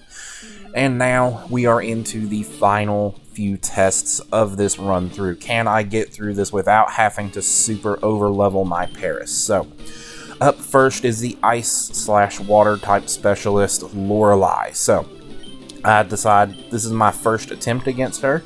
I'd go in blind just to see how we're going to do, and we can actually tank an Ice Beam. I did not expect that. I was expecting even 11 levels higher than this Dewgong. I was expecting us to go straight down, but we lived, and I'm going to see how well a Giga Drain does against this Dewgong. Dewgong, I think, is water and ice type, so I'm pretty sure, okay, it is going to be super effective, which is great news for us. And it does about half damage, so I'm really, really hoping that we are able to get a good roll on this second Giga Drain and take this thing down in 2 hits. That would be amazing. And of course, it lives on what is probably 1 HP, which is absolutely, Now, Lorelei is going to use a full restore here, so I probably should have just spored, but now we at least get to see how well Slash is going to do, since I have a feeling this first attempt is not going to go the best. Now, that Slash did almost nothing, but now we are basically guaranteed that 2 Giga Drains are going to take this thing down. Safeguard is going to go up, which is going to stop us from being able to put it to sleep, which I think is, ooh, that's not good. And if it would have Ice Beamed, it could have maybe taken us out if it would have got a high roll, but instead it's going to go straight for Hail. We are going to Giga Drain this thing down. Now, a crit might do it, but nope, just super effective. But we get all of our HP back. The Hail is going to chip away a little bit, but one more Giga Drain, and we'll get all of that back. But then, of course, it'll get chipped off again whenever, yep. Anyway. Ice Beam comes in, and now let's see if it can get a high damage roll. It does not, but unfortunately we are completely frozen solid, which is not ideal in a Pokemon battle because freeze can last basically indefinitely. I hate being frozen so much, and at this point I'm like, you know what, let's just have a mulligan on this and let's restart this battle. So our first attempt against Lorelei went about as I expected it to. Actually went a little bit better than I was expecting it to, but we are going to restart it and hopefully do a little bit better. I only had to do this fight a couple of times. I wasn't expecting it to be too difficult since we are a grass type. If you're wondering why I'm doing this playthrough of only using a Paris, it's because when I was a little kid, my very first friend that I ever made was because of Pokemon, and her name is Caitlin. I just thought of her a couple of months ago, and I was thinking about, you know, how can I do YouTube? And she popped in my head, and I was like, you know, I do have that memory of us being in first grade, and I was terrible at Pokemon, and she was teaching me some stuff, and we were in Mount Moon, and I randomly was like, oh, hey, I've never seen a Paris before, and she was like, we should capture it and name it Ace for some reason. I don't remember why she wanted to name it Ace, but that Paris stayed on my team, and several years later, I randomly found my copy of Pokemon Red and put it in, and just to look at where I was when I left off when I was a really little kid, and I had a Parasect that was named Ace. So thank you, Caitlin, for inspiring me and inspiring this video and teaching me what I didn't know about Pokemon at the time, because let me tell you, I was learning how to read, so yeah. Anyway, back to the battle. This Dewgong is proving tougher and tougher, taking up so much PP to try to take this thing down. And that is something that I wish I could go back to this battle, because I haven't finished the Elite Four as of recording, but if I could go back to this battle, I would just want to waste a little bit less PP, because, oh my gosh, only having the 4 elixirs total is going to be absolutely brutal. I wish I had not wasted those 2 I did much earlier in the run when I was in Lavender Town in the Ghost Tower, but oh well. Slowbro, we get to sleep, and I decide to go Hidden Power on this thing just because I know its defense is going to be bulky, and I'm pretty sure my Hidden Power goes for special attack, and I'm also pretty sure my Hidden Power is Dragon type, which I cannot wait to confirm when I get to Lance in the next video, if I get to Lance in the next video, because literally nothing I've used this attack against has been super effective, so I have to think that it's Dragon type. Slowbro goes down to a crit here, which we desperately needed, I think, so thank you, Slowbro, for going down. We are at full HP. Lorelei's next Pokemon is going to be the full Ice type Jinx. Now, this is one I'm a little bit worried about because Ice can hit us kind of hard. Ice Punch is going to come in, and oh my goodness, 3 HP. I'm pretty sure it is a damage roll, because I had to do this fight several times. I've cut it down for your convenience, and I think there was a couple of times that Ice Punch finished me off. I don't remember if it was a crit the times it finished me off or not, but obviously I'm dead to a crit. I heal back up now that Jinx is asleep, so that hopefully I can tank another hit if needed, and we are going to have to go back to Slash, because this Jinx, I'm pretty sure that it is going to need to be hit with physical attacks. You know, thinking on it now, when I was a kid, I'm pretty sure I thought Jinx was an Ice Psychic type just because it used Psychic moves. And that's not the only Pokemon I've made that mistake with. Porygon is another one that I thought was a Psychic type. Until, honestly, much later in life. Like, I'm pretty sure I was an adult when I realized that Porygon was actually just a normal type that could use Psychic type attacks.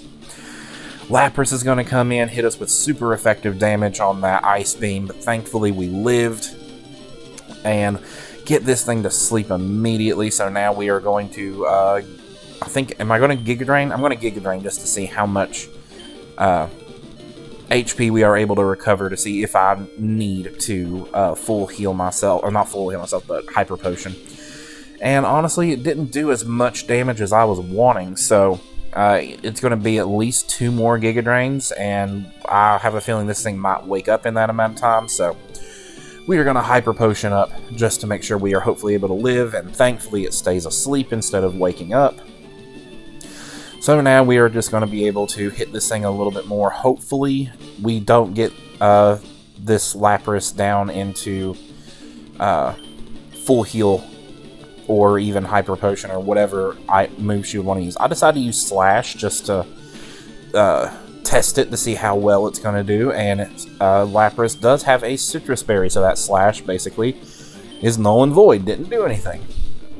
I'm going to Slash it again just to get it back down there, and I'm pretty sure it's going to wake up because I think we were at the maximum number of turns, so I went for Spore just to try to put it back to sleep immediately. Lapras decided to try to confuse me, and it did, in fact, get the Confuse Ray on me.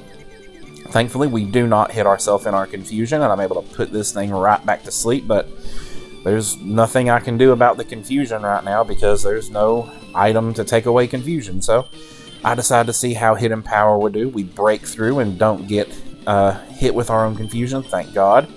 And now I am hoping that we are in range of getting Giga Drain to take down Lapras. That is unfortunately the last Giga Drain, and I'm going to have to use an Ether, which absolutely sucks. I did, before the Elite Four, run all the way back and get the 1 PP max that is in the entire game, which is absolutely ridiculous. But we are up to Cloyster now.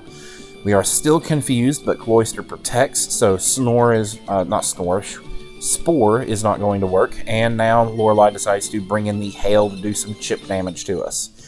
We finally snap out of our confusion, and that was a lucky run. I don't think we hit ourselves in our confusion one time, which rarely happens. But Cloyster is now asleep. This is another water ice type, so I need to see how well Giga Drain's going to do, but unfortunately, I know that we have to use an Ether, or a Max Ether. We have 4 total that we can use. I really wish I had found, I can't remember, I think it's Lepa Berries, maybe, that also restore PP, but if I'm not mistaken, in Pokemon Fire Red at least, they made those incredibly difficult to get. Like, I think you actually have to play with friends on a mini game on one of the islands to even get it, so that just sucks. So, we are going to hit this thing with Giga Drain. Let's see how much damage we do. I'm hoping for a little over half, and it is way more than that. Oh my goodness, and that wasn't even a crit, I don't think. But she is definitely going to be full restoring here. I am almost certain of it. So I decide to predict that, and I'm going to go ahead and use Spore to put it right back to sleep. And I was correct. She did have another full restore. So good move there on my part. And what I should do here is hit this thing with probably Hidden Power, because it's going to have a very high defense, and then I should hit it with Giga Drain. Is that what I do? Let's find out. That is, I thought about it for a second, but I guess I'm trying to conserve PP, so I probably went with Slash just for that reason. And it does look like 1 Giga Drain should take this thing out. It's going to wake up and throw out spikes. Oh my god, thank you. Go ahead, throw out all the spikes, the toxic spikes you want. That is fine, because we have no other Pokemon to switch to, because we are doing a Paris-only run-through. So, Cloyster gets its energy all the way drained, and was that Lorelei's last Pokemon? I don't remember. We go up to level 64. Get some more stats on us, and yes, that was Lorelei down. Now, I was a little worried about the ice part of it, but Bruno, I have very little concern about. I think it might take me a couple of attempts, but with the 2 Onix that he has, and honestly, us being, like, we can tank fighting hits pretty well, so Bruno, I'm thinking, should be easy, or at least not anywhere near as hard as Lorelei. So Onix is going to lead off. We lead off with Ace the Paris, and just going to immediately Giga Drain just to see what happens. Can we OHKO this Onix is what I'm hoping. And the Onix is, in fact, OHKO'd without a critical hit. That is always so nice when that happens. So up next, he's going to send in Hitmonchan. So this thing with its elemental punches might be, and his first move is Sky Uppercut, which at first I was like, oh no, because I thought Sky Uppercut was going to be, I forgot that it was a fighting type move instead of a flying type move. I mean, I don't know why I thought that, because I remember using it on Blaziken, and I absolutely loved the move Sky Uppercut, because it could hit Pokemon that were flying. That's probably where that mistake in my brain happened, but a couple of slashes, and this thing is really close to being down. And one more slash, he's not in range of the full heal, looks like, or the full restore, and we get an unnecessary crit to take down the Hitmonchan. So up next is going to be Machamp. I thought it was going to be Hitmonlee, but no. It's going to be Machamp. So another pure fighting type to deal with. Of course, go back to our tried and true method of using Spore to put this thing fast asleep. Coming up, we need to, I guess I'm going to go Hidden Power just because of the PP issues, even though I think Slash would be a little bit better. But oof, that does almost nothing, and oh my god, I think I'm in trouble here. Slash does do a little bit more, So Slash is going to need to be our go-to move, I think. It's starting to get into the yellow of PP. And we get a crit there, and it's going to wake up and use Scary Face on us to make us slower, which is not great, but I'm really hoping he's not in the range. Oh, wait, he is in Citrus Berry range, it looks like. So I think we are now going to be safe from the him hyper potioning or full restoring all the way up. Cross Chop does absolutely nothing. I put it back to sleep. At this point, I should probably be thinking about my HP and try to get it up a little bit, but I just decided to try to take this Machamp down. Hidden Power. Probably here what I'm doing is just, again, trying to conserve a little bit of HP and try not to get it down into the range of getting a full restore. And another Cross Chop takes us all the way down to 4, but we poison the Machamp with our ability. That is awesome. And that with that, I know that after the Hidden Power, it's going to be poisoned, and I'm hoping, yes, we take it down with 4 HP to go. Now that means we are going to have 1 course of action with this Hitmonlee coming in. There's nothing else for it but to Hyper Potion up and hope that we tank whatever hit this thing is getting ready to do. I know it doesn't have any fire-type moves or anything like that. Brick Break comes in, and Brick Break is going to do okay. Not bad, not bad. I was expecting more, so we'll take that. Mega Kick comes in, and oh boy. Oh, that was so close. But our Spore Effect goes in again, and we put the Hitmonlee to sleep, which was what we were trying to do anyway, so I guess good.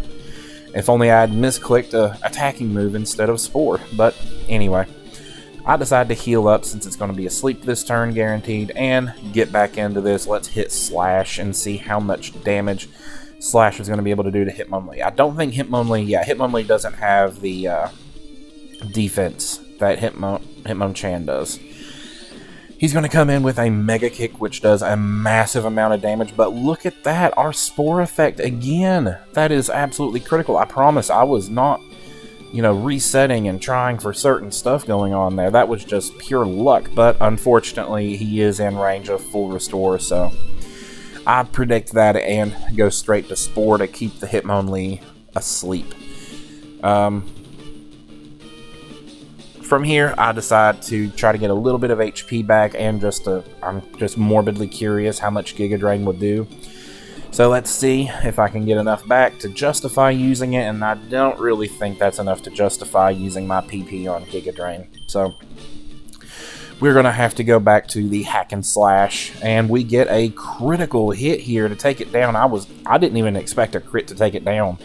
Like, I was expecting the crit to take it down into the red at the very best, but we took it down, and with this, he's going to send in his Onix. A double edge attack is going to come in, and whew, I was a little bit of afraid because I hadn't seen a double edge attack yet on Paris, but we are able to tank it and get a bunch of HP back with that Giga Drain. Onix goes down. With that, we have defeated Bruno of the Elite Four. We are halfway through the Elite Four with just a Paris that's not really that over leveled. Now, I'm going to have to stop this video here because Agatha is a different beast. I am still trying to figure out how to get past Agatha. I have spent well over an hour, maybe an hour and a half, doing several attempts against her, but that will be my next video. If you want to see that, consider giving me a subscription. My name is Logan S, and I will see you in my next video where hopefully, maybe, we might be finishing this if I'm able to beat Agatha. So, until next time, have a great day. Hello everybody, my name is Logan S, and welcome back to my Paris-only run-through of Pokemon Fire Red. Just getting a quick look at our singular lone little Paris here as we get ready to fight Agatha. Now, Agatha is by far the match I have been looking forward to the least. It is definitely, I know this is going to be difficult because we cannot hit her very hard. Her Ghost and Poison types are just absolutely insane for a Paris to have to deal with, but I've come up with a little strategy. It took me a little while to figure it out, but getting into this battle, we are going to immediately go ahead and try to put this Gengar to sleep, which we do, and the strategy I have figured out to get through this is I just cannot let her hit me, especially her Arbok and her Golbat. They are just going to one-hit me every time. And Spore alone was not going to be enough to fix it. So I have got to kind of cheese this a little bit and just double team 6 times. It's going to toxic us here, but that's not too bad because, like I said, the only way I could figure out how to get through this fight without being, like, majorly over-leveled was just to get in here and make it to where she couldn't hit me. And then I also decided I needed to change up another move because Giga Drain, as much as I love it, poison types, not the best to use them on. So, had to get rid of Giga Drain, but thankfully I do have a TM to put it back on me later if I need to, and if I decide to.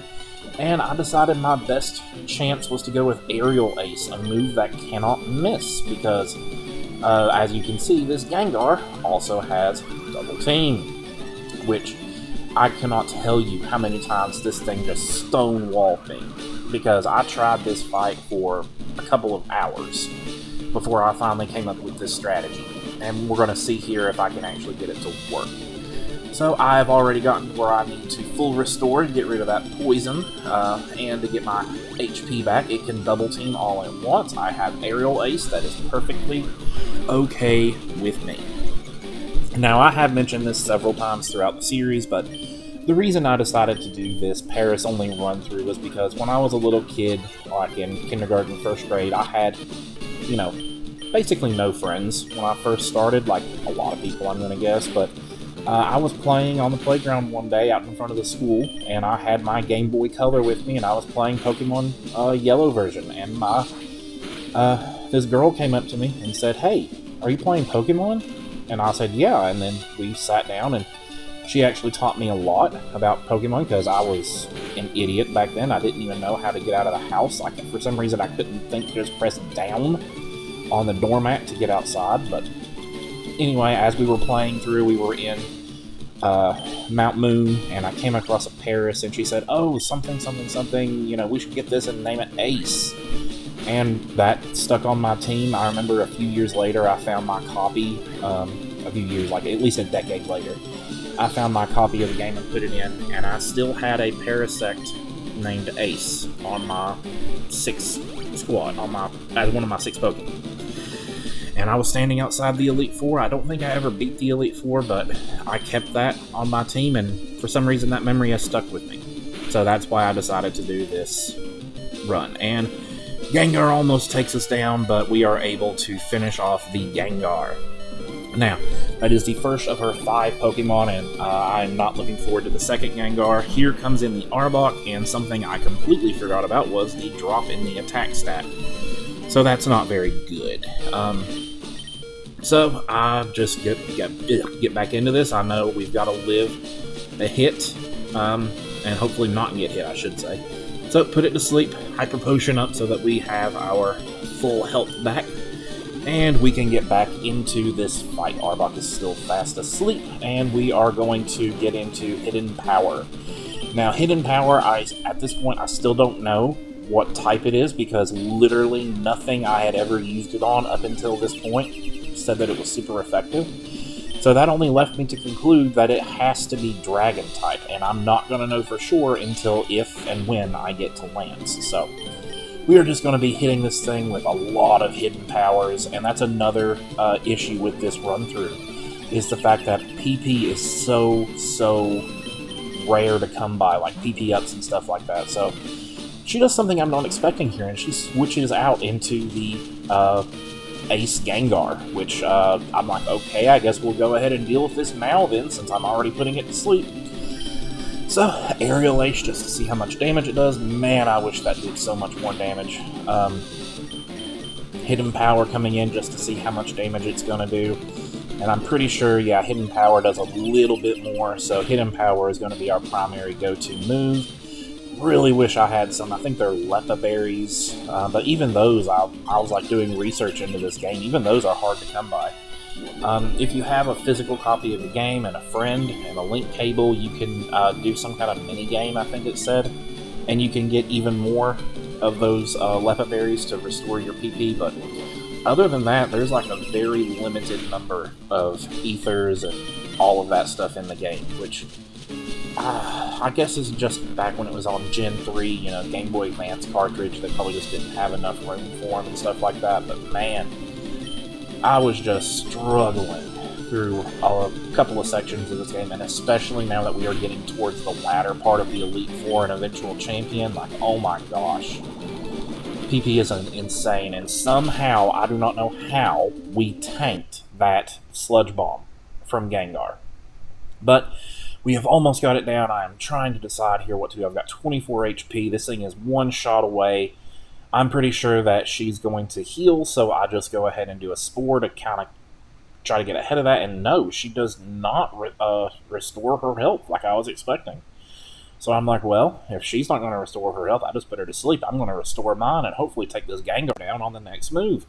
And that way I'll have both Gengars down, which was the two things that I was thinking were going to be the most difficult, which, don't get me wrong, yes, of course they are.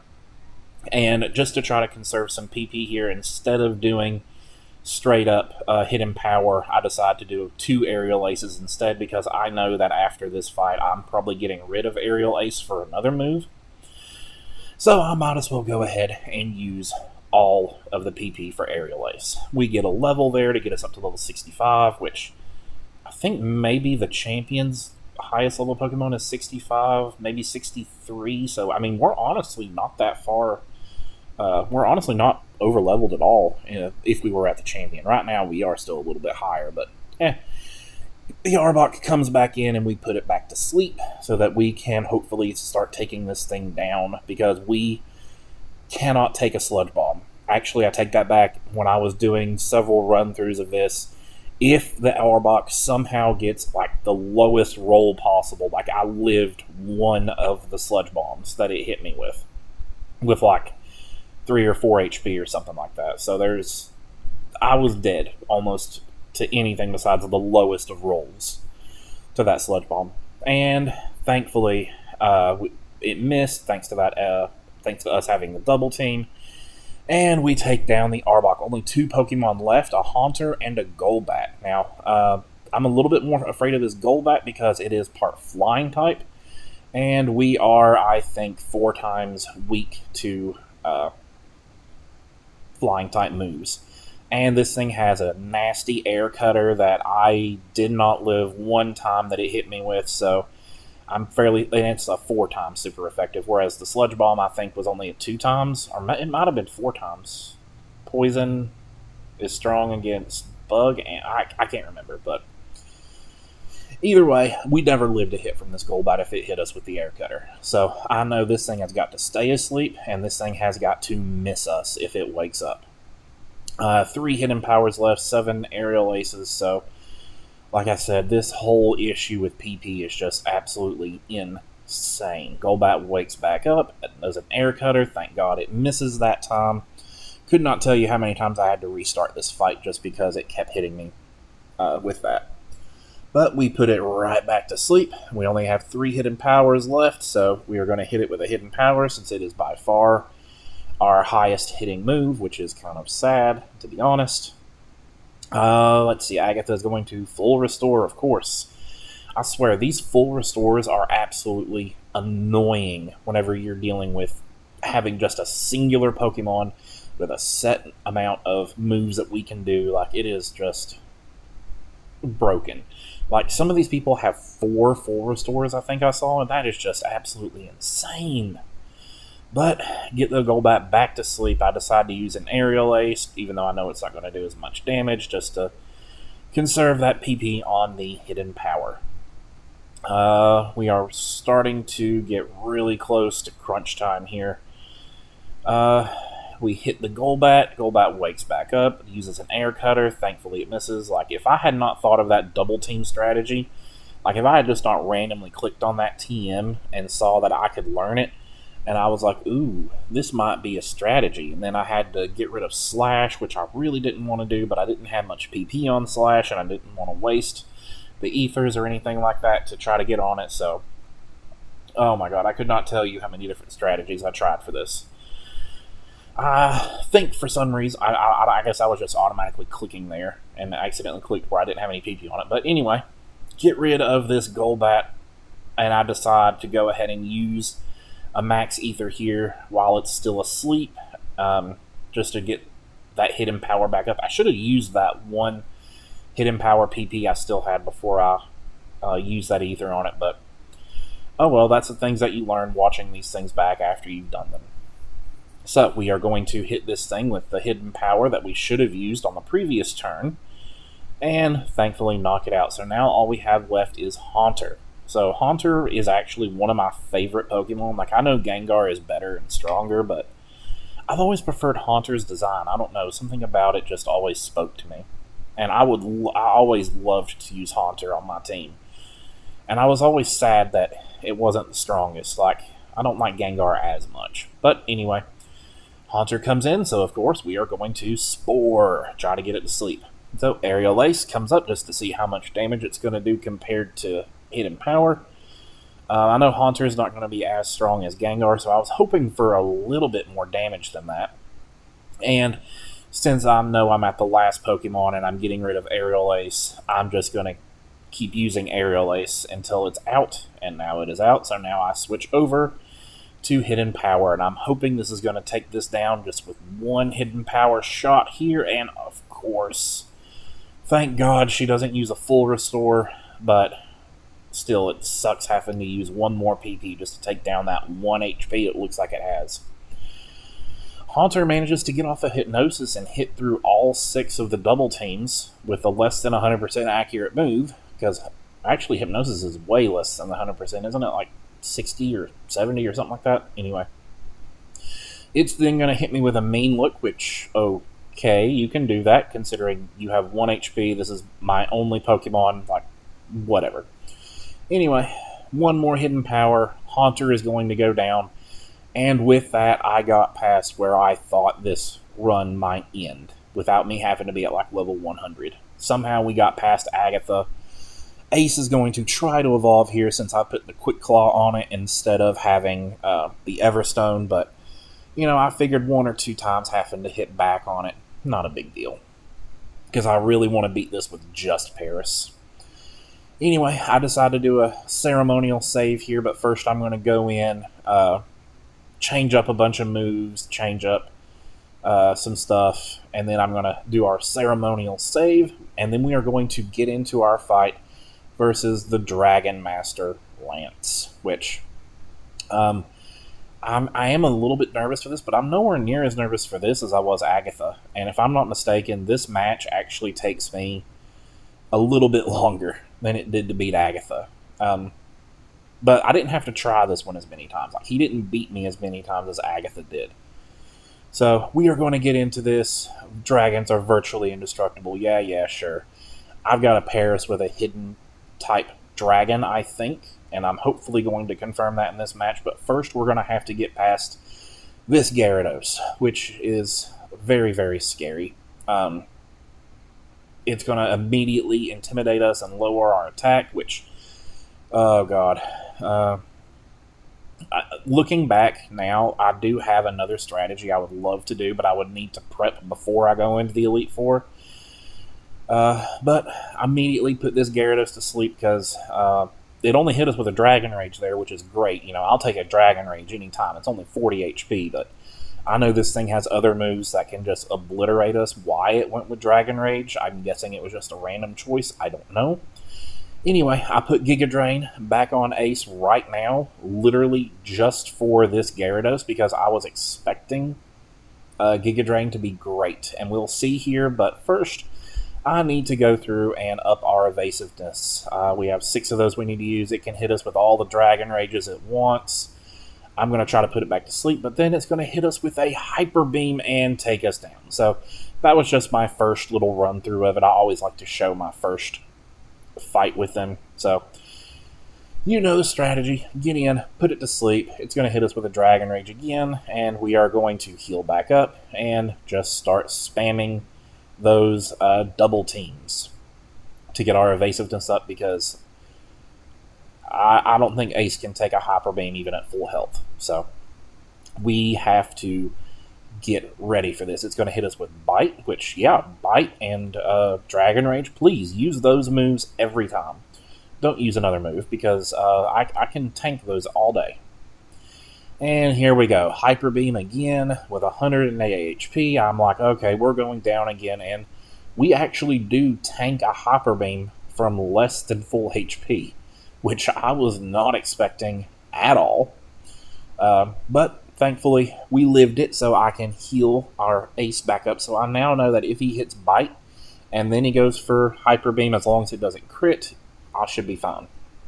And the Hyper Beam is, if it crits even at full health, I'm not going to live it. So anyway, we are still have a few double teams we need to get off. Gyarados is going to wake up very quickly again. I hate how quickly a lot of these Pokemon were waking up. It is just, please stay asleep.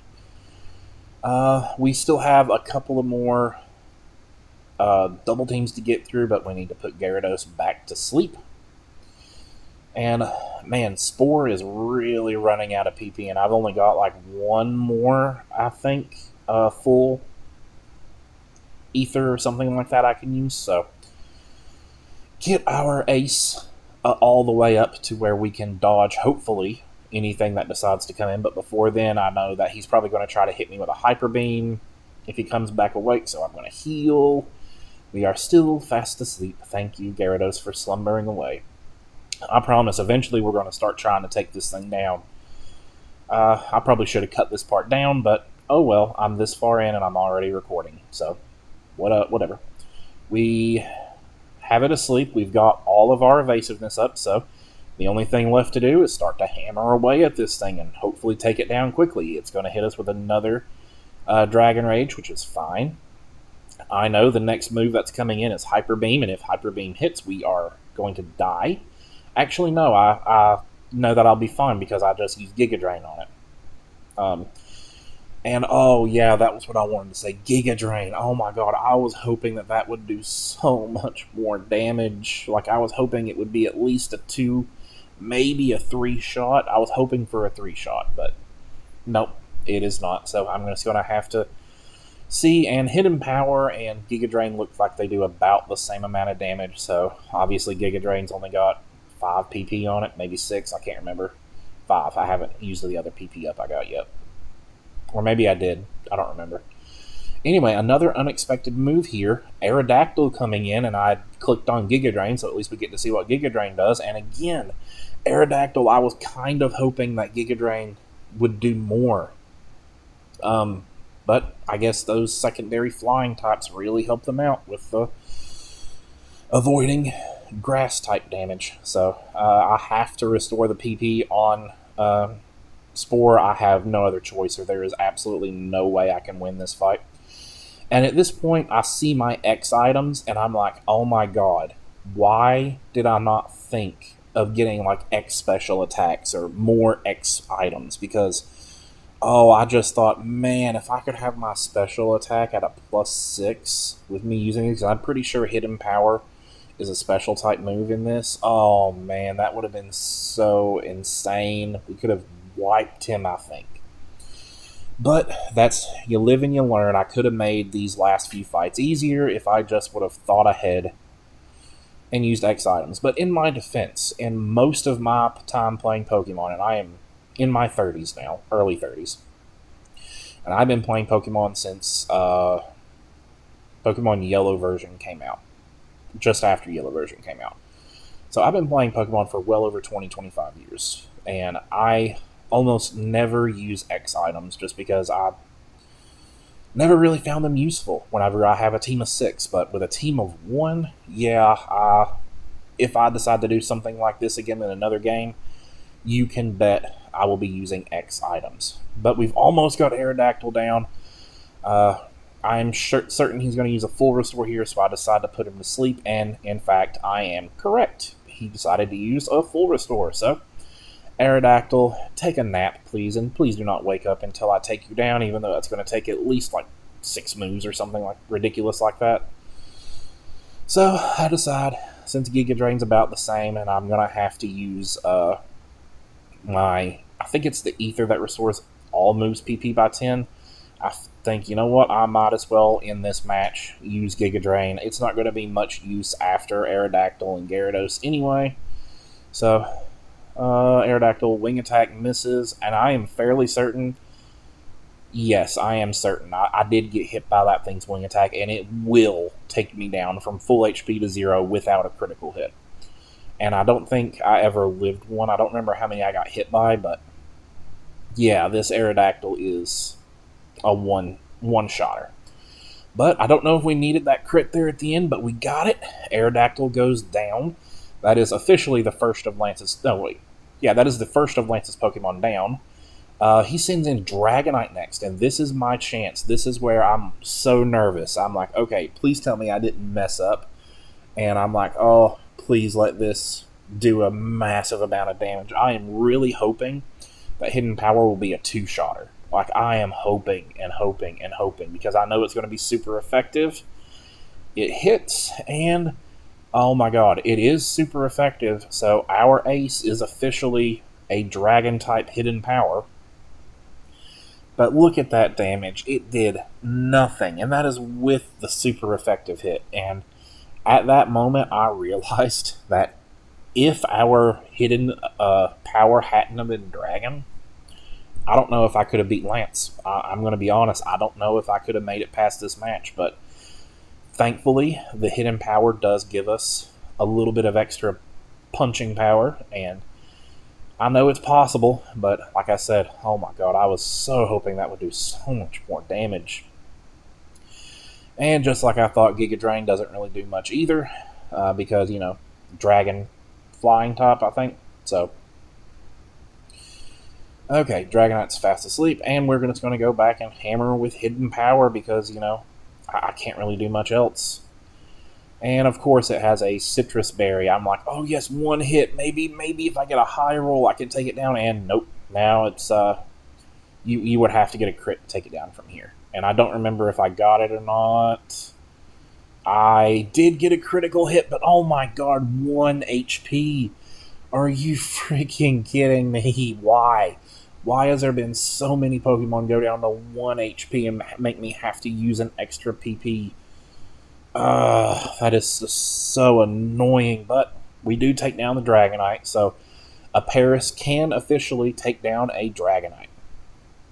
Up next, he brings back in Gyarados, and something I was not thinking about or planning ahead for, that extra Intimidate, to drop our attack down to 2 stages instead of just 1, which I think we're using special anyway, but still, it's annoying to deal with. I predict that Gyarados is going to wake up since I knew it had been asleep for a few turns before. Thankfully, I got it right, and I didn't waste a Spore PP, but there we go. Gyarados, go back to sleep while I decide I'm going to heal up. Or not heal up, but get my PP back. So with that, I'm also incredibly nervous because I think that was the last PP restore for the entire game that I have. So all the PP I have now is what I have to get through the champion with. And just taking a quick look and trying to plan ahead if I can get through this, the Hidden Power, as great as it has been, I'm like, you know what? We're probably going to have to get rid of Hidden Power for a different move for the champion fight just because of the PP. But Gyarados, again, oh my god, I thought it was going to go down, but maybe our Hidden Power is using the physical attack because I thought that was going to do it, but anyway, we took it down in 2 hits instead of the 1 I was hoping there, and we gain another level to level 66. There we go. We can see our stat increases, and I am very impressed with how high these stats are for a little Paris. Dragonair comes in. Now, I'm not worried too much about this Dragonair, and let me tell you, that was a mistake. I should have been more worried about Dragonair than I was about Dragonite.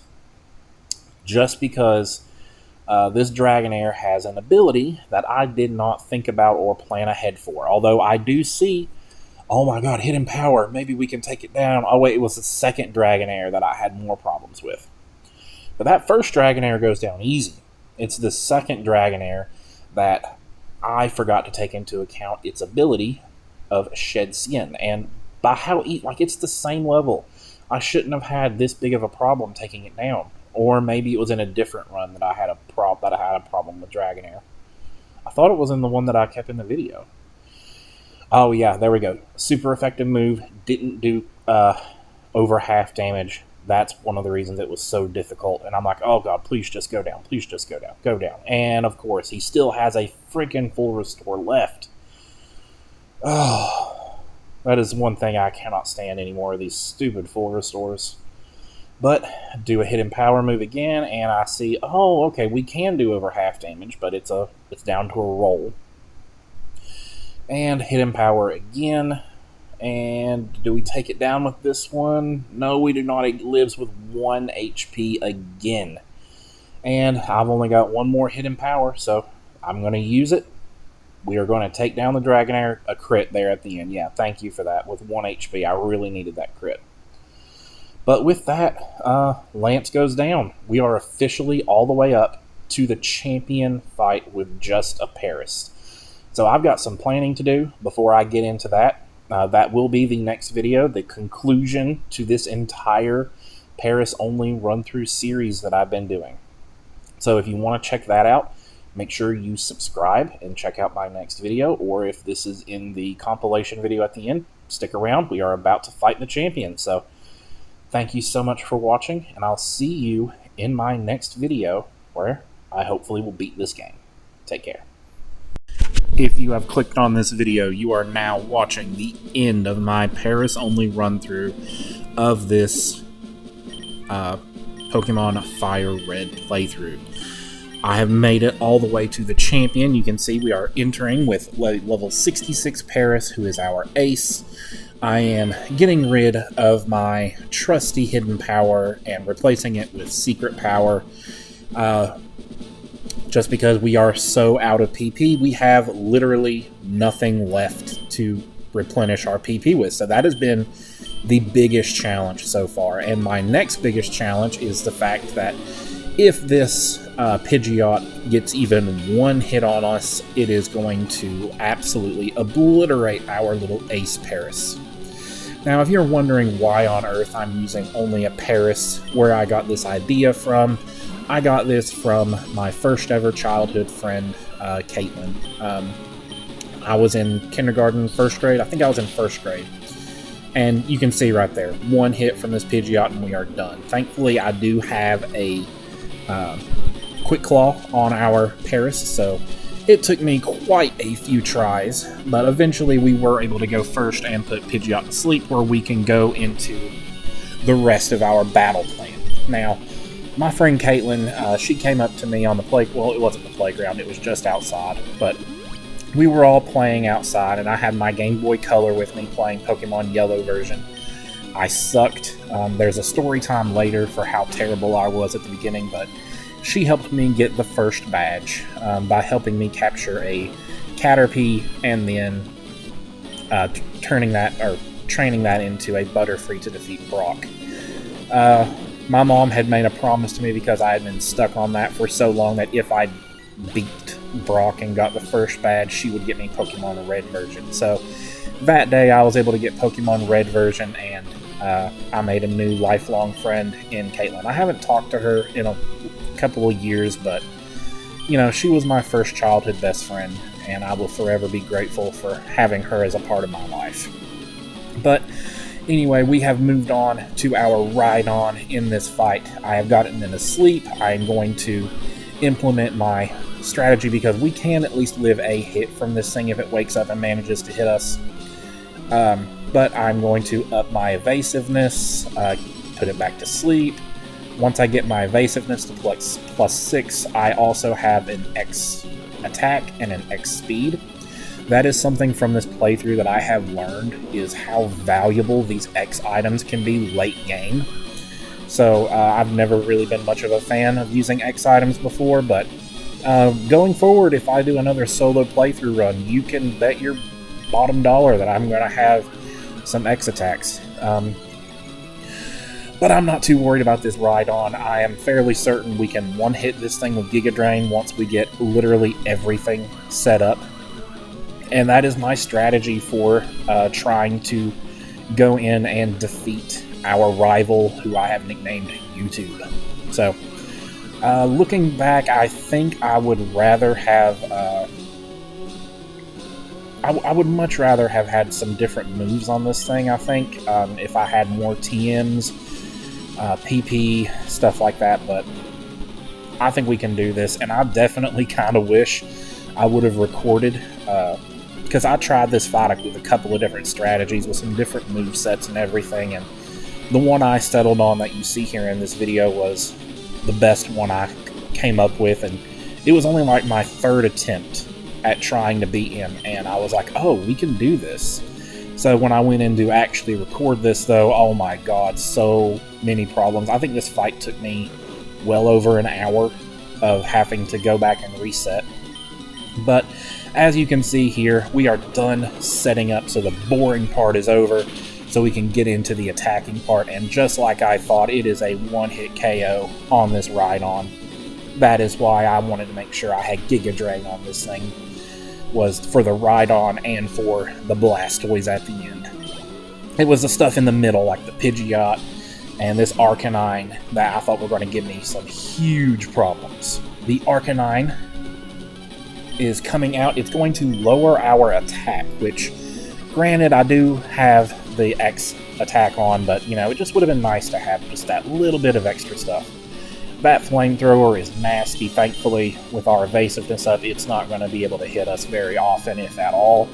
As you can see, that secret power just does nothing. And I know the Giga Drain's not really going to do anything either, so I am just, oh my god. Here we paralyze the Arcanine, which was not my intent. I was not wanting to have this thing be paralyzed. Yeah, it's going to help us make sure that we always move first, and 50% of the time it's not going to attack, but that's not as good as it being asleep and 100% of the time not attacking. But anyway, it gets fully parried there, and I'm like, ooh, we are so close. I'm afraid that if I don't get a crit here, but it doesn't matter, I do get the crit. Oh my god. Thank you. That we needed that crit, or I am fairly certain we were not going to take it down, and he was going to full potion up. Full restore up, which is bad for us because, as you can see from our PP, I'm going to need that to take the rest of these Pokemon down. So Alakazam goes straight to sleep. I'm not too worried about this Alakazam. Even if it wakes up, I know we can tank a Psychic from this thing. So let's see how much our secret power does. And actually, that's good damage. Thank you. That's a 3-hit shot, but unfortunately, I think it's also going to, if I did one more of those, it would put it into full restore range. So I decided to use a Giga Drain. This thing's special defense is ridiculous, so hopefully, and no, it did not full restore. Thank you. So now let's see if we can tank this Psychic as long as it's not a crit. We do tank it. It's going to lower our special defense, which might not be good, but anyway, I decided to put this thing to sleep so that I can fully heal up before we move on into his last Pokemon or two. I can't remember if he only has Blastoise left. No, he has Blastoise and Exeggutor left, I think. So I put it to sleep just so I can have full health. It wakes up, tries to use Psychic. It doesn't hit, thank you. Evasiveness. And Secret Power to take it all the way down there. So now we are down to just the Exeggutor and the Blastoise. We gain a level to level 67. So I am really grateful that we are not drastically over leveled. I mean, we're only 6 levels ahead of this Exeggutor. So honestly, fair play, I think. Again, probably the best strategy is just to put this thing to sleep and just hammer away at it with those secret powers. Hopefully it doesn't heal up 2 or 3 times, because we only have 11 more hits with this secret power, and that does nothing. Oh my god, we're going to have to get so lucky. Egg Bomb comes in, and thankfully we tank that. A little surprising that it hit me, but hey, at least we hit it and it didn't crit us, because we would have been dead to a crit there. So, put this thing back to sleep. Please stay asleep for longer than just 1 turn this time. because I have to heal up, because one more egg bomb, if it breaks through my double teams, is going to kill us. And of course, it immediately wakes back up, tries another egg bomb, but it cannot hit us. We are just too evasive. And of course, put it back to sleep. I'm a little worried at this point of also running out of Spore PP, because if we get into a struggle battle, I do not think we're going to be able to handle that, just because this thing is so fragile at this point in the game that Exeggutor and Blastoise would have no problem if we just had to struggle this thing out. But we're down to 8, now 7 as I hit it, and I'm like, oh gosh, it is going to need... He's going to heal back up, so I've just got to trust that maybe we can get another lucky crit here. And we do get another lucky crit. Oh my god, that could not have come at a better time. I am well over an hour, possibly an hour and a half into doing this battle over and over, so thankfully we are down to the Blastoise. And honestly, I'm starting to get jittery. I'm like, we're doing it. This is it. This is done. I just got to put this thing to sleep, Giga Drain it, hopefully twice to take it down, and I think we've got it. So let's see. We've got 3 Giga Drains to work with, so we cannot afford this thing to Hyper Potion or Full Restore up, and ooh, it gets just under half. So this is going to take the last 2, and I'm afraid that if it doesn't kill it in these last 2, if it Full Restores up, but I'm like, wait a second, this thing has a berry. So I'm really hoping that after we put this thing to sleep, if we hit it once, it'll get into the range of the berry, and the berry will take it out of range for the CPU to try to do a full restore. So that is what I am hoping and praying on. This entire run comes down to this, because without these Giga Drains, it's just going to be a struggle bus. And he would definitely full restore up there, but we got to have that berry come in. So this is it. Wait, I thought there was a berry. Oh wait, it comes after the rain. Okay. So the berry comes in, and if it... Ooh, that is so close, but I'm fairly certain we are outside, and we are. We hit the last Giga Drain, the Blastoise goes down. And with that, can you beat Pokemon Fire Red with a Paris only? Yes. Yes, you can, and I was only level 67, just a couple of levels higher than the champion's highest Pokemon. So with that, I have taken this Paris all the way, and we have become the Pokemon League champion with, quite honestly, probably one of the weakest Gen 1 Pokemon possible. But there's only one more thing to do in this to honor my friend Caitlin, and that is see our Paris in the Hall of Fame, which, oh my god, this is so cathartic. Welcome to the Hall of Fame indeed. So thank you for watching, and I will see you in my next video. This has been Logan S. Take care.